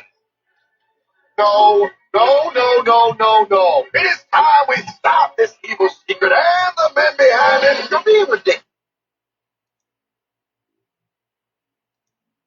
Ayan. Musta kayo? Pinutol na natin dahil mahaba na. Okay, pwede naman i-Google to.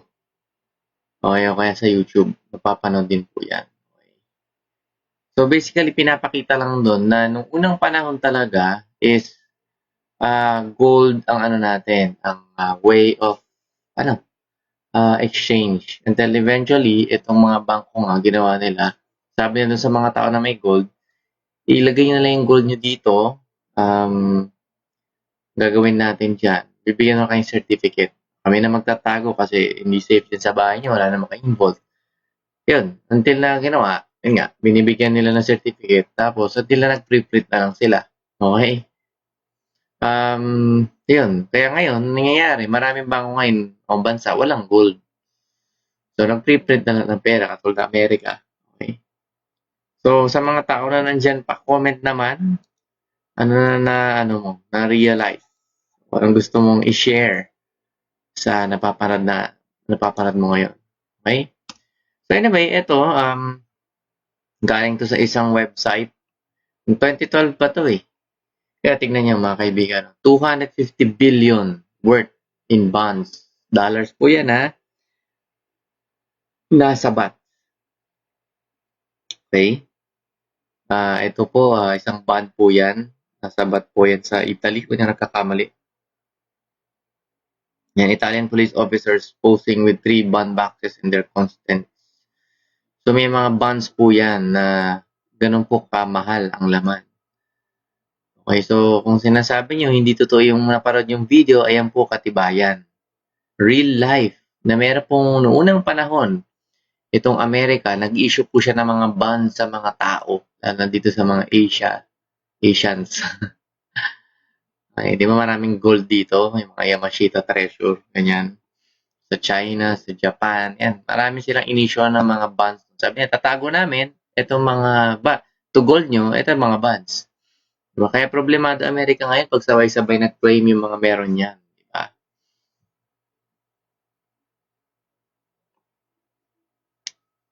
Kaya maganda magka-gold. Actually, magandang business din po yan.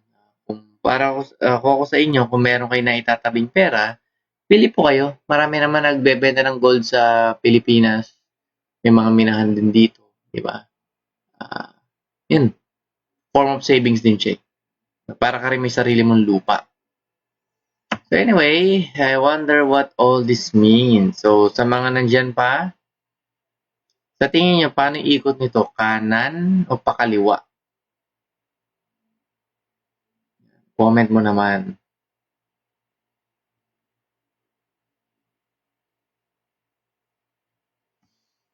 Yan, si Marcos, sabi ni JC. Dami daw gold. Correct. Marami sila. Okay. Marami tayong mga politikong maraming gold. Sa Pilipinas pa. Diba? Kaya maraming mga politiko eh. Mayaman pero bobo. Pwede nga. Nakakuha na ng ganun.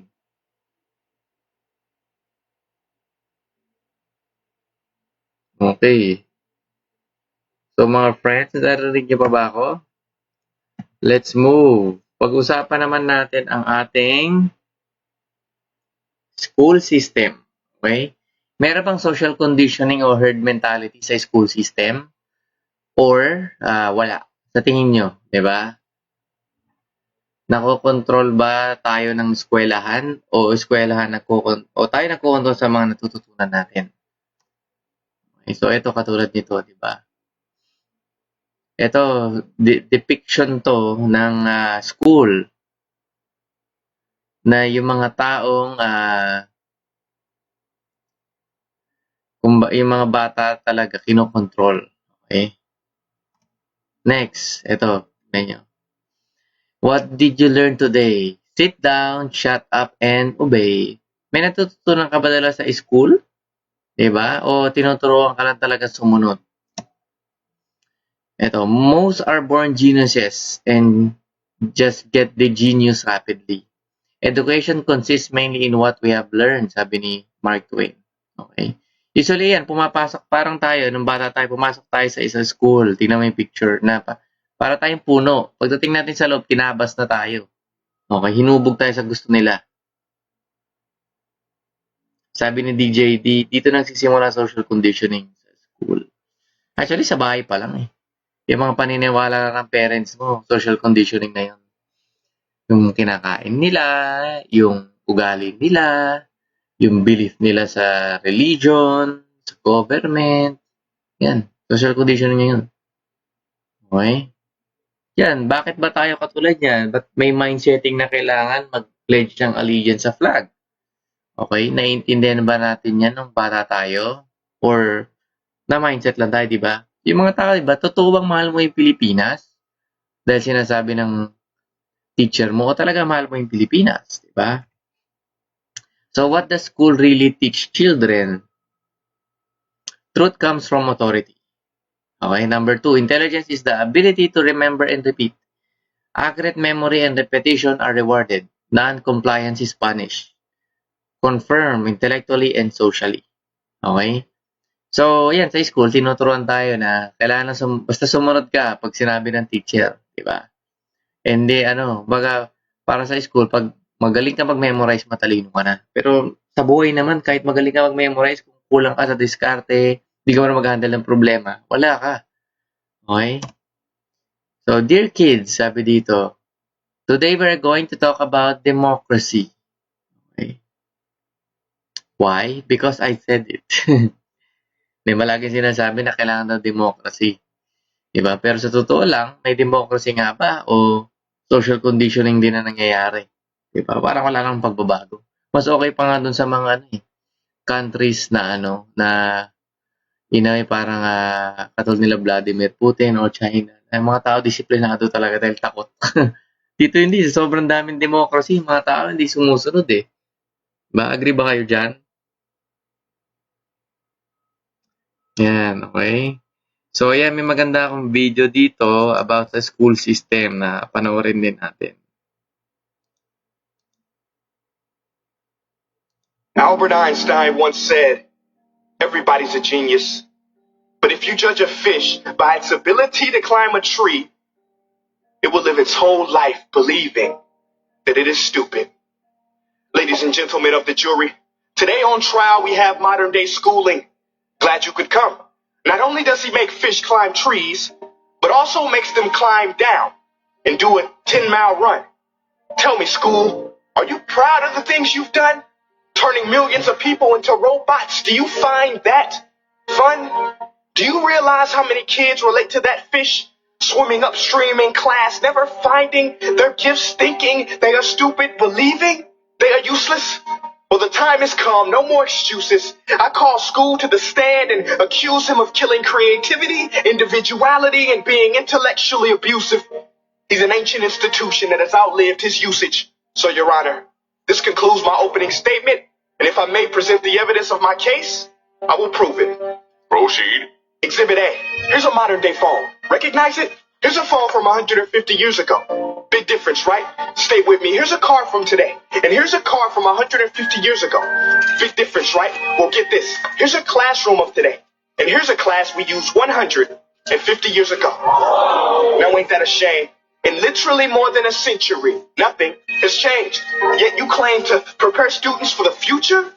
But with evidence like that, I must ask, do you prepare students for the future or the past? I did a background check on you and let the record show that you were made to train people to work in factories, which explains why you put students in straight rows, nice and neat, tell them sit still, raise your hand if you want to speak, give them a short break to eat, and for 8 hours a day, tell them what to think. Oh, and make them compete to get an A. A letter which determines product quality, hence grade A of meat.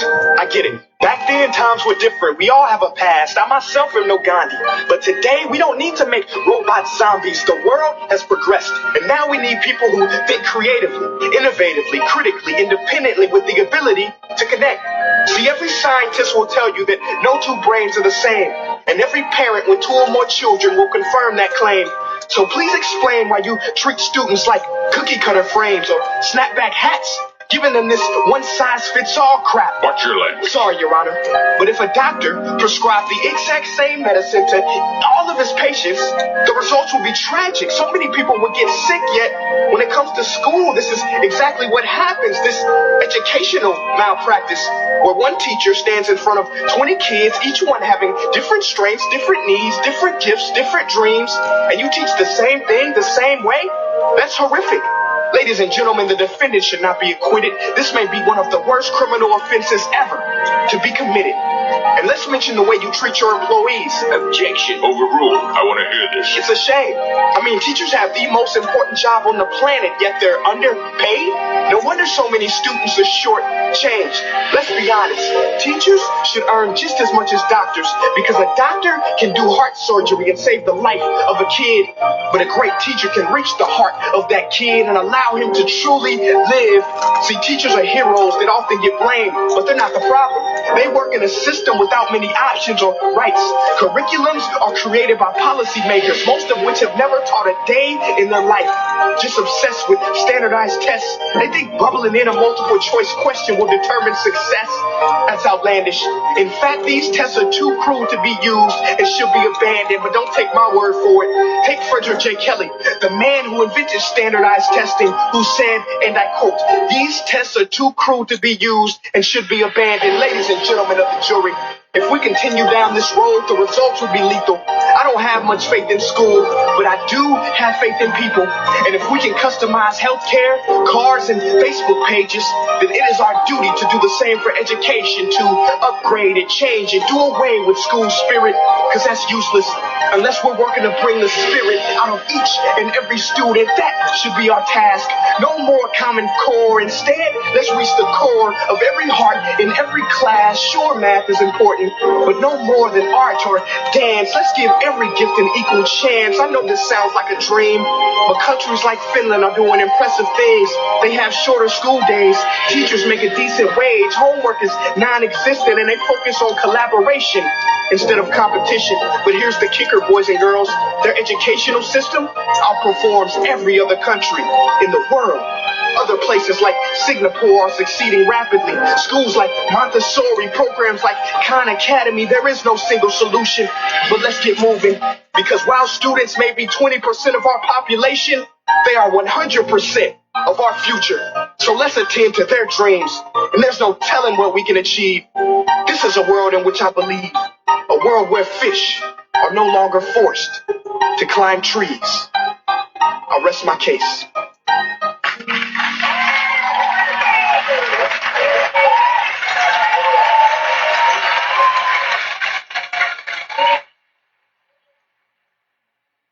Hey guys, my name is Prince EA, and I want to say thank you so much for watching my video. But now, I want to know what you think. How can we together create a more efficient, effective, and just better future of learning? I want you to visit nestday.com/preorder the future and share your thoughts and ideas on the topic. Peace.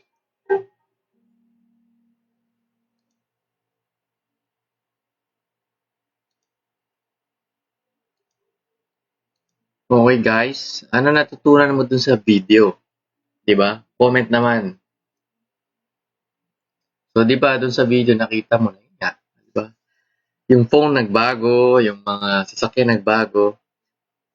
Yung school system di nagbago. Ang paraan pa rin nila magalit, pagalitan, takutin. Competition, 'di ba? Kasi nga walang aware, walang tao na nag-iisip kung pwede ba 'to i-improve.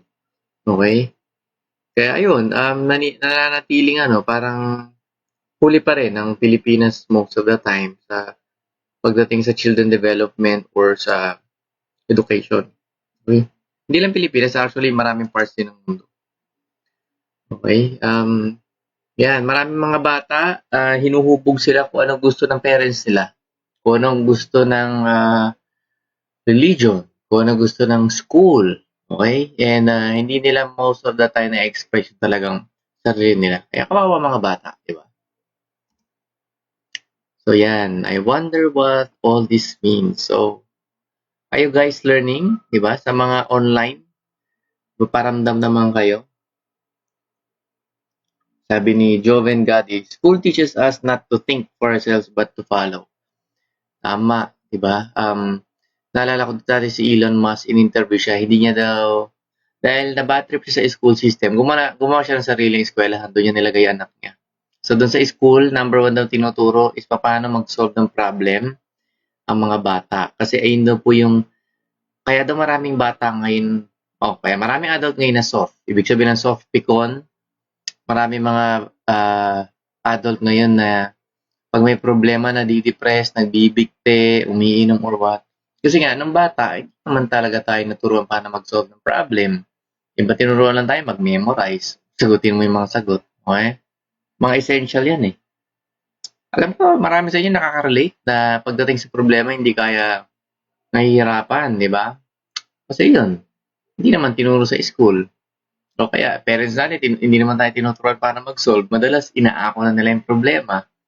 Baka magulang ka, kung magulang ka nakikinig na to, kung hindi mo hinahayaan yung anak mo na dumaan sa pain at turuan mo siya paano mag-handle ng pain o mag-solve ng problem, lalaki siya dependent sa'yo emotionally. So, hindi siya natututo. Okay? Are you guys learning? So, let's move. Ayan. Pag-usapan naman natin ang government. Okay? Ready na ba kayo para pag-usapan ng government? Sa mga ready na, comment yes. Okay? Pero bago ko mag-proceed, comment muna kung ilan pa ba yung online ngayon. Baka wala na online. Wala na online, baka wala na kausap. Diba?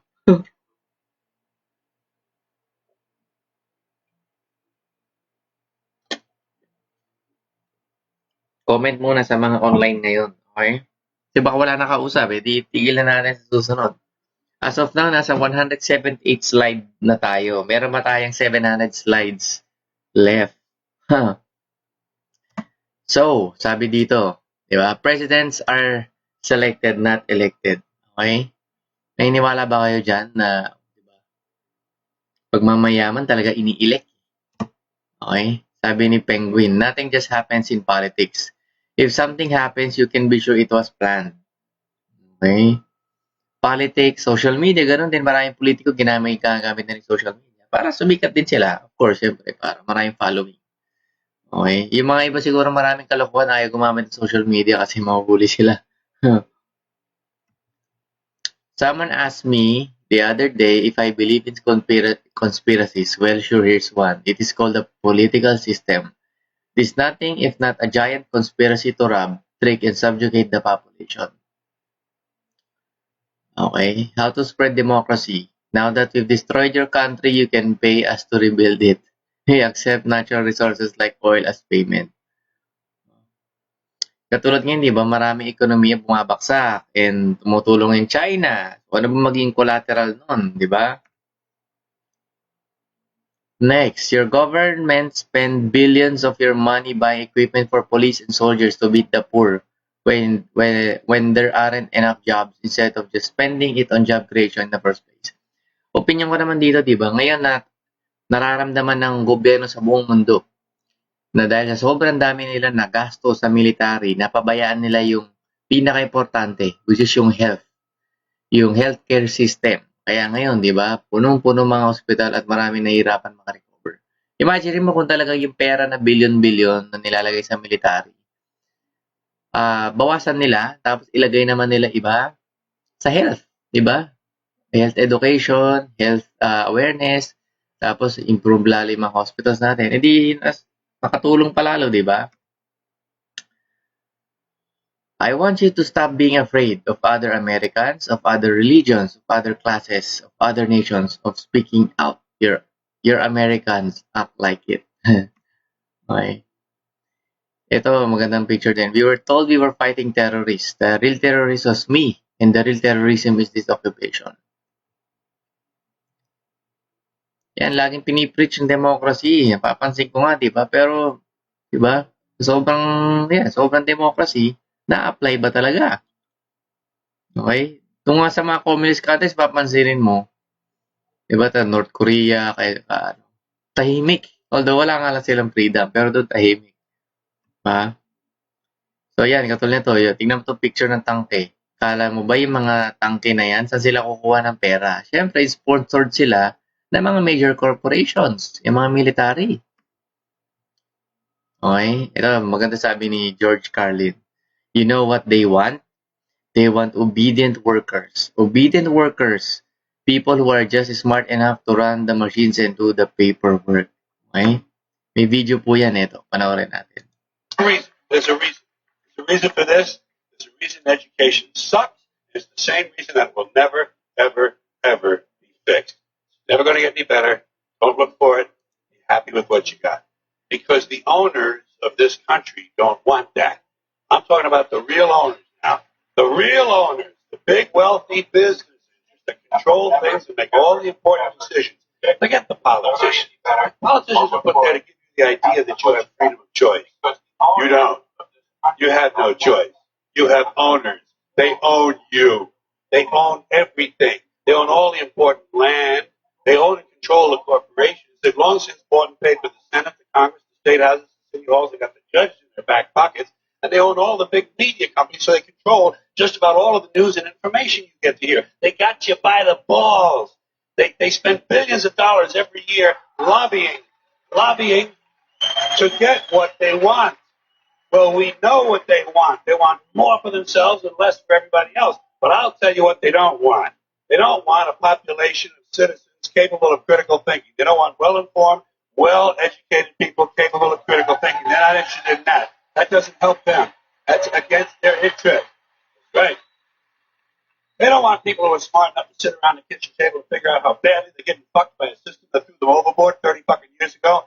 They don't want that. You know what they want? They want obedient workers. Obedient workers. People who are just smart enough to run the machines and do the paperwork and just dumb enough to passively accept all these increasingly shittier jobs with the lower pay, the longer hours, the reduced benefits, the end of overtime, and the vanishing pension that disappears the minute you go to collect it. And now they're coming for your Social Security money. They want your fucking retirement money. They want it back so they can give it to their criminal friends on Wall Street. You know something? They'll get it. They'll get it all from you sooner or later because they own this fucking place. It's a big club. You ain't in it. You and I are not in the big club. By the way, it's the same big club they use to beat you over the head with all day long when they tell you what to believe. All day long, beating you over the head in their media, telling you what to believe, what to think, and what to buy. The table is tilted, folks. The game is rigged. Nobody seems to notice. Nobody seems to care. Good, honest, hard-working people, white collar, blue collar, doesn't matter what color shirt you have on. Good, honest, hard-working people continue. These are people of modest means. Continue to elect these rich cocksuckers who don't give a fuck about them. They don't give a fuck about you. They don't give a fuck about you. They don't care about you at all. At all. At all. You know? And nobody seems to notice. Nobody seems to care. That's what the owners count on. The fact that Americans will probably remain willfully ignorant of the big red, white, and blue dick that's being jammed up their assholes every day. Because the owners of this country know the truth. It's called the American dream. But you have to be asleep to believe it.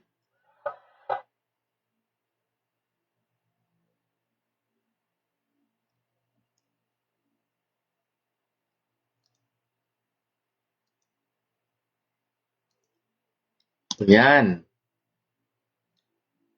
Nothing will end wars unless the people themselves refuse to go to war. Okay? I'm from the government and I'm here to help. Kaya nga, ang government kontrolado rin po yan, di ba? Of course, may mga government na swerte na talagang maganda pagkakayos. Okay lang naman, para sa akin, okay lang magpa-control sa government kung beneficial naman sa atin. Like, katulad ngayon, di ba? Maraming sumusunod, hindi lumalabas ng bahay. Beneficial naman sa atin. Ang problema, yung wala tayong napapala, di ba? Katulad dito, for example, si Gaddafi, narinig nyo na po yan, di ba? Sa bansa nila, free healthcare, free electricity, interest loans, free din. Tapos mga newlyweds, they receive $50,000 to find a home. Mothers receive $5,000 on birth of a child. Citizens receive a percentage of all oil sales. Okay, government paid 50% of the price of your car. Unemployed Libyans receive the average salary for their profession in benefits. Diba? Maganda yung country nila, pero nangyari, ginera sila. Diba? Dahil meron daw weapons of mass destruction. Pero sa totoo lang, marami pong gold. Diba? Yun yung kinuha doon. Kawawa naman sila. Diba? Katulad nito, diba? America blames Russia for its actions in Syria. Remember the actions of us in. America, ano ba ginawa nila? Naggera sila sa Japan, sa Libya, sa Vietnam, Afghanistan, Iraq, Syria, Somalia, Yemen. Yan ang mga hindi alam ng mga tao. Of course, para sa oil and para sa gold. Everything you get from the government was stolen from someone else. Yes. Sabi nga, ito hindi alam ng mga tao, di ba? Kilala niyo si Osama Bin Laden, di ba? 97% of people do not know that Osama Bin Laden was a CIA agent in the 1980s. Oh my goodness. Di ba? Alam mo ba yan na si Osama Bin Laden, CIA agent pala? Mabasa muna ako ng mga comment. Okay, mga online pa. Si G sabi niya, academic education to be exact po because really education learning is outside school. Tama. Si Joven Gatti sabi niya, gas oil is the new gold preserve. That's why they killed Gaddafi. I agree. Don't believe anything the government tells me. Sabi ni George Carlin. Totoo yan. Okay? Usually, pag sinasabi nila under control, ibig sabihin hindi. Katulad dito, di ba? May crisis ngayon. Sabi nila under control. Ano nangyayari? Dumadami lalo. Patay. Eto, tignan nyo. The government controls our water supply, our food supply, our medical supply, our media, our armed forces, our police. They have all our money. They have the most horrifying weapons on earth. Diba? Hindi ka ba natatakot doon? Nakontrolado nila lahat, tapos pati lahat ng mga weapons of mass destruction may access sila. If the American people ever find out what we have done, they will chase us down the streets and lynch us. Sabi ni George W. Bush noong 1992. Sabi nila, guns don't kill people. We kill people. Correct. With their order, syempre, di ba? Alam ba sa Iceland, wala po silang government doon, but economy nila booming. Di ba? Minsan, tsaka yung mga banks, wala po doon. I mean, wala mga banks, pinaalis nila. Dahil na yung mga malalaking bank. Pero booming sobra economy nila. Okay? So, hindi alamin ng maraming tao. Si JJ sabi niya, ngayon ko lang nalaman. Okay? So, ilan pa ba yung mga online ngayon? Comment naman sa mga online. Si JJ na nakikita ko nagko-comment. Okay, the media blackout of Iceland continues. Iceland has forced resignation of its government, decentralized the entire Icelandic banking system, and the people rewrote their own constitution. Hindi alam ng mga maraming mundo ito o buong mundo na gano'n nangyari sa Iceland. Kaya sobrang ganda nila ngayon doon. Pero hindi binabalita kasi baka gayahin ng marami. Okay? Eto, di ba? Familiar din kayo kay Aguinaldo at kay Luna. Di ba? Alam mo ba based the history daw, si Renal Luna is pinapatay ni Aguinaldo. Yan, mga hindi nyo rin alam. Okay? Aguinaldo murdered Bonifacio din. Okay? Dahil syempre, powerful nun si Bonifacio. Hawak niya katipunan. Na-threaten si Aguinaldo. Sayang, kawawa. Atapang-atao pa naman. Okay? So, ito yon yung scene na, ayan, napatay sila, Andres Bonifacio. Ako, kung nandiyan ako, hindi yung nangyayari yan. Okay, yan, tingnan nyo to. Tunay na naging unang Pangulo ng Pilipinas. Dapat talaga si Bonifacio. Yan, hindi siya. Si Emilio Aguinaldo, magaling na politician yan. Si Andres Bonifacio, hindi. Sayang. Okay. Kaya sabi dito ni General Luna, mga kapatid, meron tayong mas malaking kaaway kaysa sa Amerikano. Ang ating sarili. Diba? Pabasa mo na ang comment. Sabi ni Nika sa Pinit, may nabasa ako dyan, coach, na documentary about sa bonds and reserves. Aware ang presidente natin sa sitwasyon ng Amerika na wala silang gold and oils. Puro dollars lang kaya pinapagtibay ni President relasyon ni Russia at China. Tama. Ito, maganda pong video na panoorin niyo about dun sa sinasabi ko kay Aguinaldo. Sa ating pong pagbabalik sa kasaysayan, alamin natin ang kwento sa pagpasalang sa dating general na si Antonio Luna. Narito po si Xiao Chuba sa Showtime. Ako, Ebi.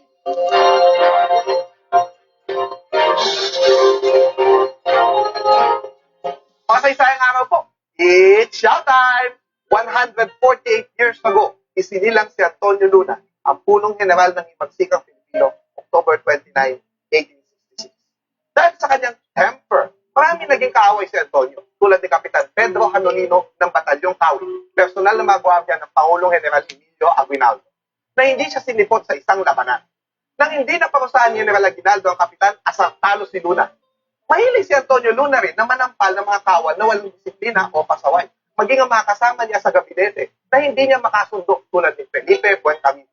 Asar din si Luna sa mga nagmungkahi na sumuko na lamang sila sa mga Amerikano. Nang minungkahi ni Antonio na ilikas sa bayambang Pangasinan ng Republika mula sa mga naghahabol na Amerikano, natakot ang ilan na baka the moves niya ito upang kunin ang pamumuno ng hipagsikan mula kay Aguinaldo.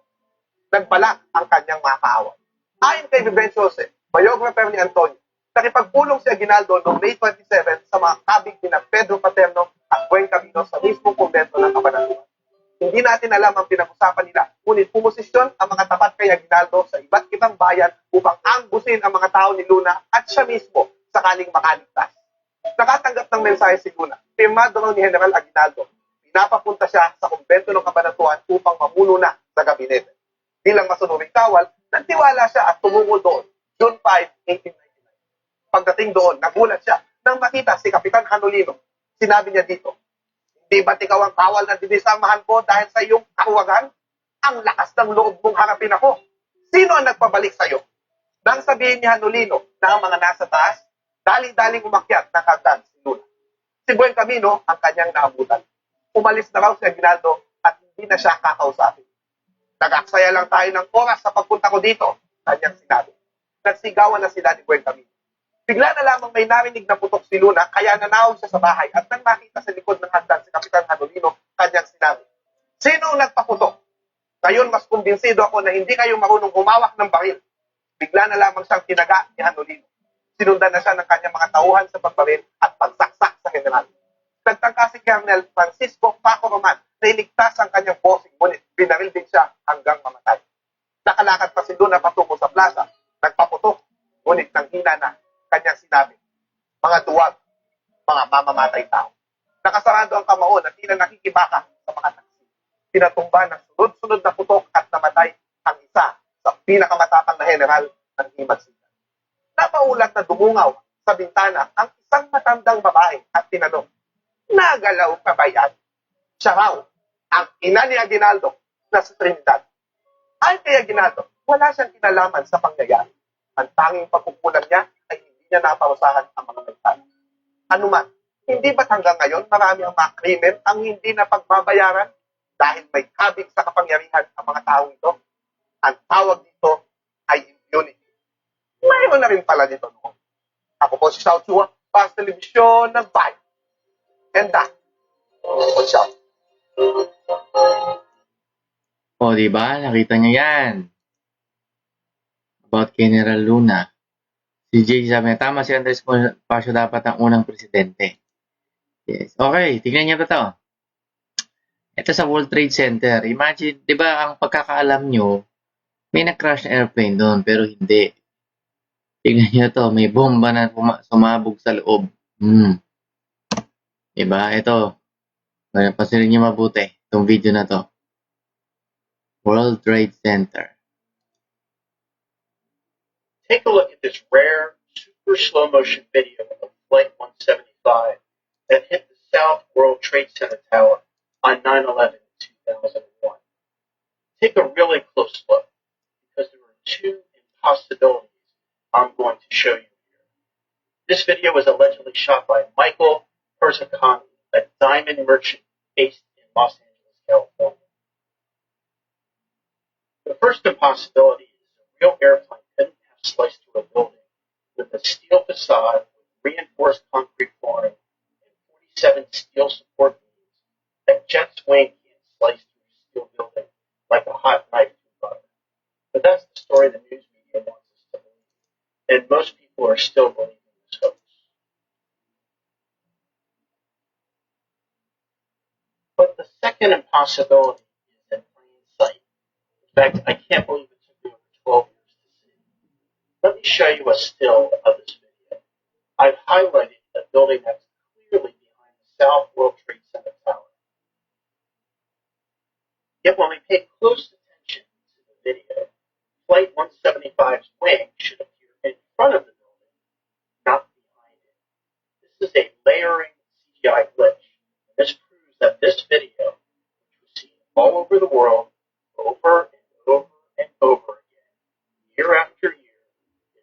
CGI rendering. Thus, it's not an amateur witness video. It's a fake. And this is one of many, many fake videos put out by the news. I've turned on the sharing option for this video, so you have my permission to copy and paste it onto your blogger website. And I'm putting the finishing touches on my own video, showing how just about everything about 9/11 is fake. Just like this. Yan. So, maraming di nakakaalam about dun sa ano na yun. Sa video na yun, di ba? Na, yun nga, itong 9/11 is manipulated. Di ba? Sa tingin nyo ba, ito nangyayaring crisis, hindi rin manipulated. Di ba? Anyway, kamusta? Kamusta kayo dyan? Online pa ba kayo? Right na meron po tayong 40 viewers. Kanina nasa 60, 70 tayo. 40 na lang. Nasa na yung 20? Hindi na kinaya. Okay? Comment sa mga online pa ngayon. Ayan. Okay. Comment sa mga online pa.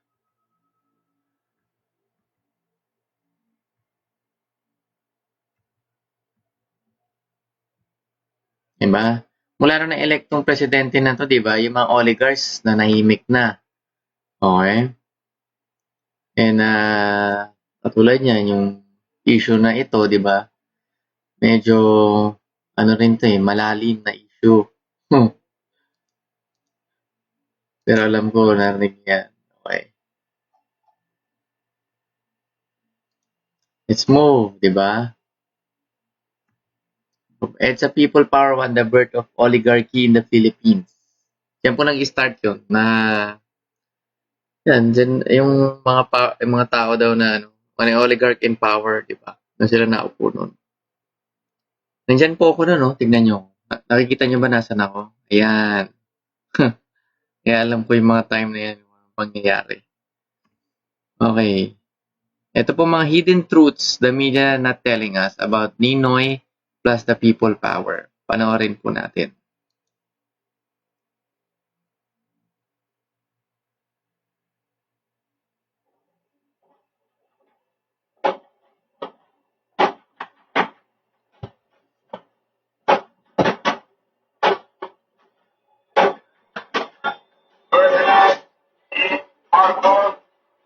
Kita talaga po ang aking sarili pagsiling po ng mga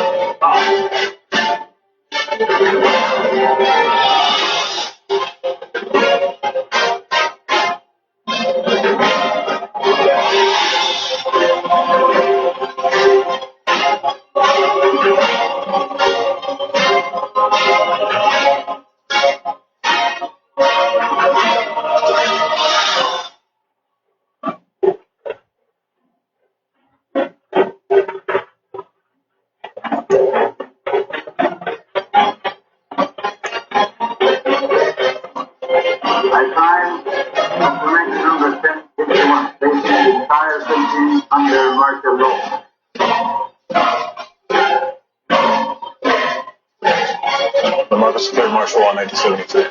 He threw Ninoy in jail along with a number of other people.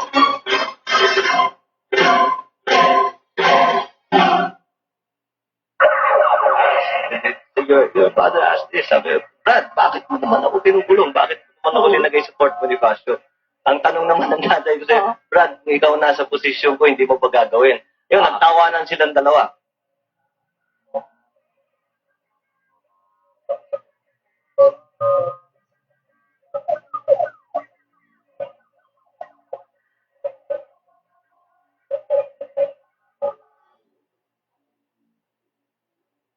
And then he needed a heart bypass operation in 1980. And Marcos allowed him to leave the country. My sources cardinal sin, and the conclusion was if they operate on him, it will be fatal. He's no longer responding to medication, and he will have to be hooked up to the dialysis machine now more often. He's a man now, terminal, he knows he's going, that's the background that I'm coming in. I will try to hold out for meeting with Marcos. I am almost confident that I can talk to him and tell him something. Precisely because he and Marcos were kind of equals.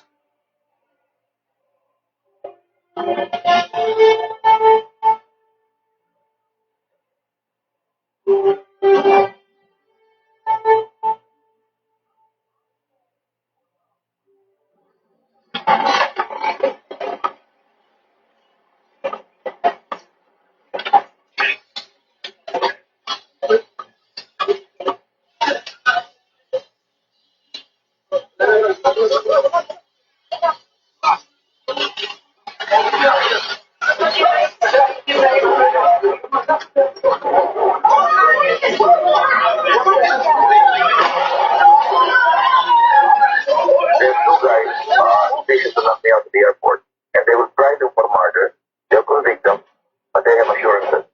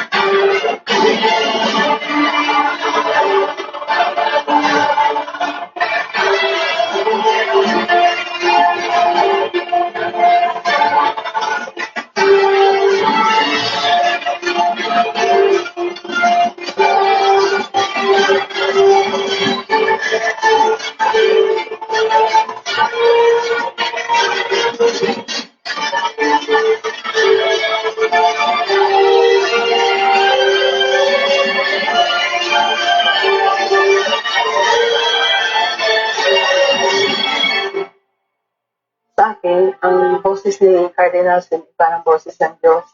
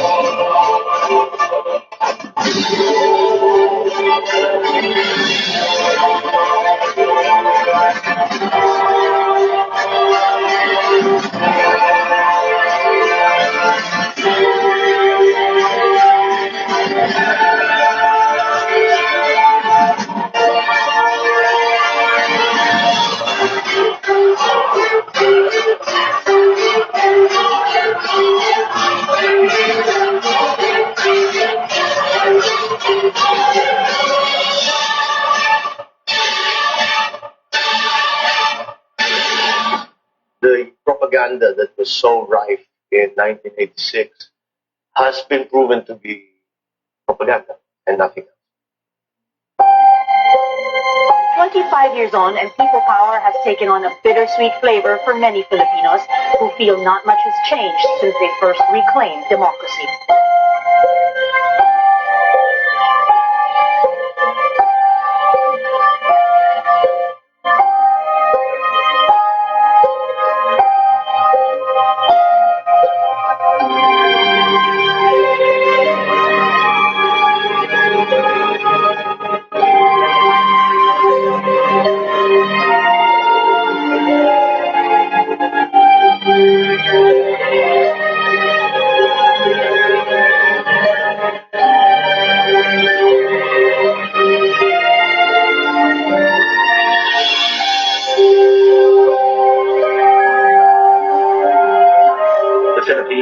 remains a country where power lies in the hands of a few rich families who bask in privilege and luxury. Meanwhile, almost half the population lives on less than $2 a day.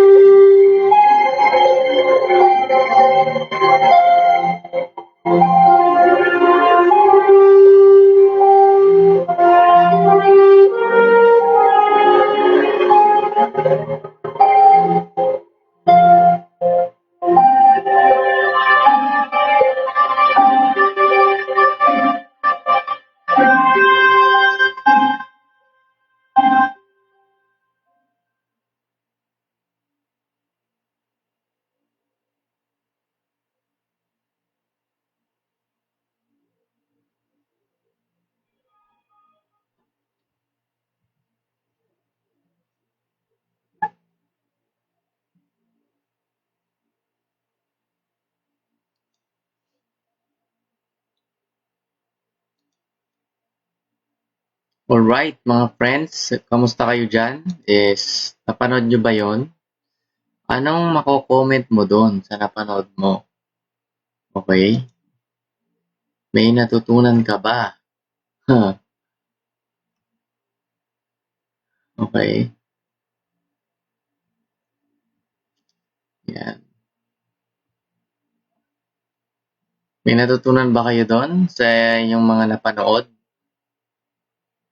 May na-realize? Comment mo naman. Sabi ni ano dito, babasa nga ako. DJD, sabi niya Sir, totoo ba na Singapore po ba kaya sensado totoo ba ginaya political system ng Pinas? Hindi ako sure, pero alam ko si Lee Kuan Yew, si Marcos, at si Mandela, magkaklase sila dati. Isang school. Okay?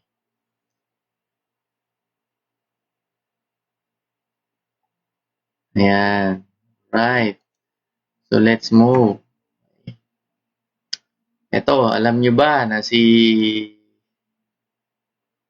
sabi ni Onasan, di ba? Senator Gringo Onasan, Akilper 1986 EDSA Revolution believes Ferdinand Marcos was a better president than Cory Aquino in the early years of his presidency. Okay? Si Jose Maria Sison, Aquino is more brutal than Marcos.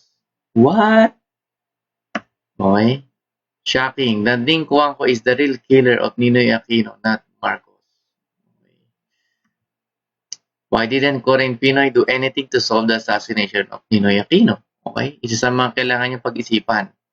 Bakit si Cory naging presidente ng Pilipinas? Si Pinoy. Dalawa pa sila naging presidente ng Pilipinas. Diba? Pero bakit? Hindi nila nahuli ang pumatay sa kanilang itay. Pag-isipan niyo yan. Okay? Ito tignan niyo ba? At Cory Aquino Way, 2009. Yung magkakapatid na Marcos, diba? Nagpunta dun sa wake ni Cory. That speaks of their character. That character is what every politician in this country badly needs. Punta sila ng wake ni Cory. Kahit na si Cory ang may kagagawan kung bakit nawala ang tatay nila. Kita nyo na yung character ng pamilya na yan. Okay? So, ito, next video about to dun sa, Imelda Marcos acquitted, not guilty in all cases. Diba sabi, dictator siya, nangurakot. Ito, panoorin natin sa video na to. Ang 2 dekadang pamumuno ni Ferdinand Marcos at ang pagpapatupad niya ng martial law ay isang hindi malilimutang yugto sa kasaysayan ng ating bansa. They have proclaimed martial law in accordance with the powers vested in the President by the Constitution of the Philippines. Ang People Power Revolution noong 1986 ang tumapos dito. Kasabay nito ay ang pagbaba sa pwesto ng mga Marcos at ang pag-exile ng kanilang pamilya sa Hawaii. 3 taon pa lamang silang namamalagi doon ay yumao na si Ferdinand dahil sa multiple organ failure. How was the last hours of being with President Marcos? During his dying, He was giving me strength by saying, "Sweetheart, fear not. All our lives we committed on the side of the right. Like the sun will rise tomorrow, the truth will set us free." Ang pagyao ng kanyang asawa marahil ang bumaliktad sa buhay ni Imelda. Siya ang sumalo ng halos lahat ng kaso na ibinabato sa kanyang pamilya. Karamihan sa mga kaso nito ay tungkol sa pagkamkam umano ng mga Marcos ng yaman mula sa kabal ng bayan. Taong 1990, naganap ang sinasabing trial of the century kung saang minungtulya ang kinwestiyon kay Imelda sa kasong fraud at racketeering. Dito sa gym sa likod ng bahay nakatago ang mga dokumentong nagpapatunay raw na not guilty ang pamilyang Marcos tungkol sa questionableng mga kayamanan. Nakaayos ang mga ito na tila nakaabang sakali mang mangailangan sila ng ebidensya anumang oras. We're entering the documents of the trial of the century. Oh! Here. 170 banks that Marcos deposited money on. These are the 350,000 documents used against me. Now, all of that, all the mines, all the banks of the world, 170 banks of the world. And I have the bill of lading. And these are all U.S. government exhibits. All of this. Just to show you the bill of lading, how much is $240 million. Oh my goodness. Is it million? Billion? Billion. Billion? 240 billion? Only one shipment. And these are plenty of shipments, even 5 statues. Look at we started at all of this in here, Barranco. 2,900 hectares, that Greenfields, Alabama, not all ours. I was going to build a satellite city for the poor. So, we are not the thieves. These are the people. Mrs. Marcos, if we go by all of these, you are rich beyond compare. No, this will save the world. The world. The world. This is the reason why I want to survive. And it's not for me anymore. So, Mrs. Marcos, are you saying you're open to giving some or an amount of this one to the country, to the Filipinos? Not only the Philippines, but the world. So, what are you waiting for before you can attain your intention? With this now, we are tied our hands. With the whole press saying we are magnanakaw. We are the magnanakaw. Kami ninakawan. We are the one who Marcos suffered so much for this. Ang naging depensa raw ni Imelda para maipanalo ang kaso, bago pa man raw naging presidente si Ferdinand, may mga ipong ginto na raw ito na lumaki ng lumaki ang halaga paglipas ng panahon. When we started, it was $32 and then $35. An ounce of gold. She's talking of gold. Now, it's 1,300, 400, 500, 600, 800, naging iba-iba. Iba-iba. Ounce yan. And we are sitting on gold.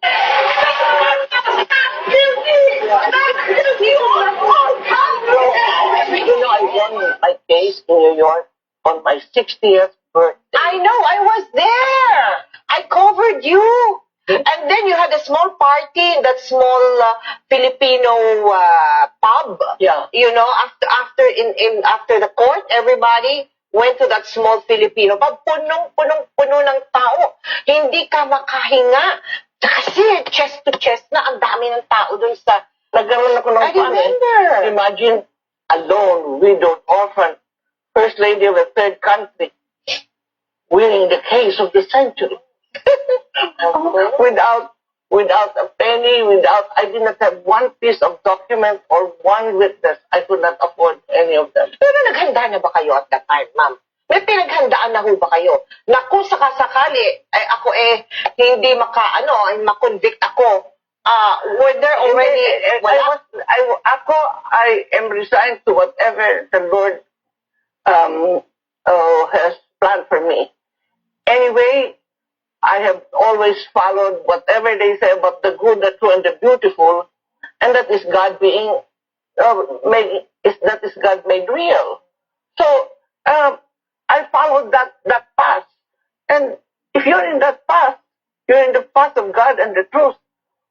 Nobody can touch you. Can you imagine? I have now 986 cases, and all of them I won. And these cases are not filed by individuals. They are filed by government superpowers. And I have about 10 more, but I'm not afraid. I'm at peace with the truth. Maging ang kanyang dalawang anak na sina Bongbong at Amy ay kapwa may pwesto ngayon sa gobyerno. Mrs. Marcos, you have entered politics again, and so has your family. Senator Bongbong is in the Senate. We have Amy as the governor in Ilocos. It's not for the honor or the pride. I've been first lady there and all of that on top of the heap for a long time. No, not for that. It is the privilege for being able to give, to love. Do you foresee another Marcos in Malacanang? Well, I am only happy that my children, in spite of the fact that we have been so persecuted because of politics, the whole family, the children still love the Filipino people and the country. Believe ako sa mga anak ko. Gaya ng kontradiksyon sa bansag sa kanya ng Iron Butterfly, ganun din marahil ang buod ng buhay ni Imelda. Parehas niyang natamasa ang kapangyarihan at prosekusyon. Parehas siyang minahal at kinamuhian. Ngunit sa kabila ng lahat ng ito, tulad ng isang paru-paro, pilit pa rin siyang lumilipad. I did not have the privilege of interviewing Mrs. Marcos in New York because she was really so guarded. But now, I now have the privilege of doing it. Before I retire from my career, and you have the nerve to ask me shocking questions. Are they shocking? Really? Were they shocking questions? Some of them there. Oh, really? Oh, I think I would because I'm coming with a very clear I believe in transparency. Anyway, I have nothing to hide. Correct. Let me now thank you very much for this interview. It has been a real pleasure talking with you, and we wish you all the luck in the world for all the good intentions that you have for our people and our country. Well, thank you. I need it. I need it because the Lord intended this to be paradise and to be there forever, and gave us His own image, each one of us, and be the great creator, and we can do so much. And that's why I'm praying that we can really fulfill, and it's doable. If you say it's doable, it is doable. Maraming salamat po.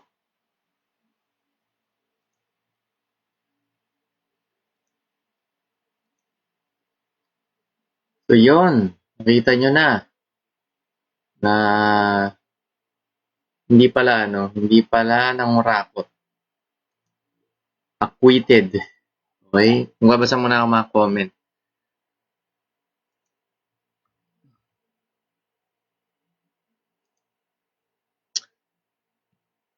Sabi ni Nika, na-realize ko lang yung research ko about magawa ni Marcos. Na maganda halos lahat.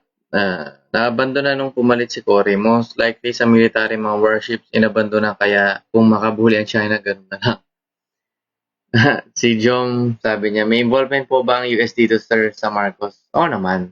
Okay. Kaya nga dami nilang mga, di ba?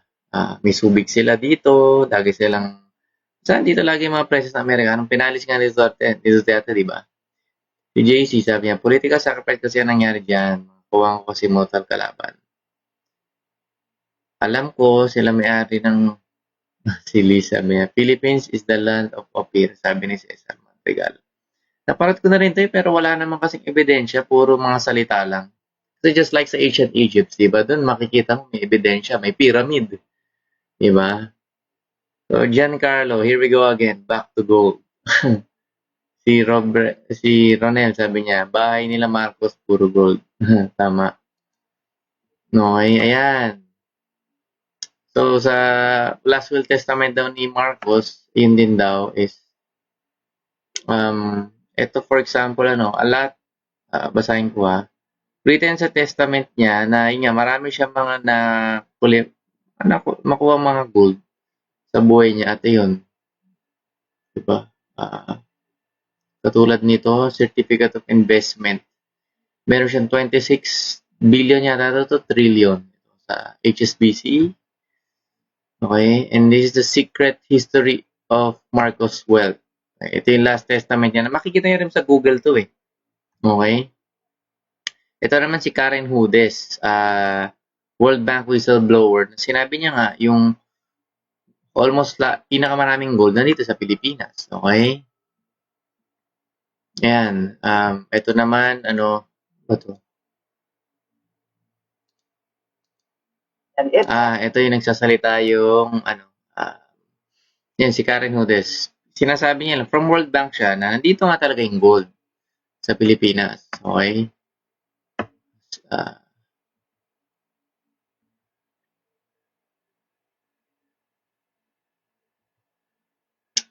So, at least alam nyo na, meron na kayo ganong idea. So, go back to sleep. Your government is in control. Okay? Ayan. I know marami kayong natutunan sa mga napapanood nyo.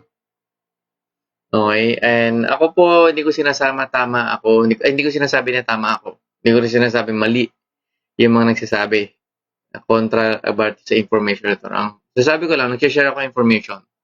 Kayo na po bahala maghusga. Okay? Kayo na rin bahala mag-research. Okay? Kasi, di ba? Kahit naman magdebate tayo, mananalo ba, yayaman ka ba, mag-improve ba Pilipinas? Di ba? Maayos ba mabuhay natin? Di ba? Ikaw lang makakasagot niya. Okay? So, I will end it ngayong presentation natin and we will continue again next week para sa ating mga susunod pa mga presentation. Okay? So, I know marami kayong natutunan, guys. Isa lang hiling ko sa inyo. Okay? I-share mo to. And papasalamat ako sa ating mga viewers today and mga tao na na nag-participate for tonight. Okay? I-share mo tong knowledge na to and I hope mag-improve lalo ang buhay mo. So this is Sir Yuri of the Myth. Thank you again and God bless you all.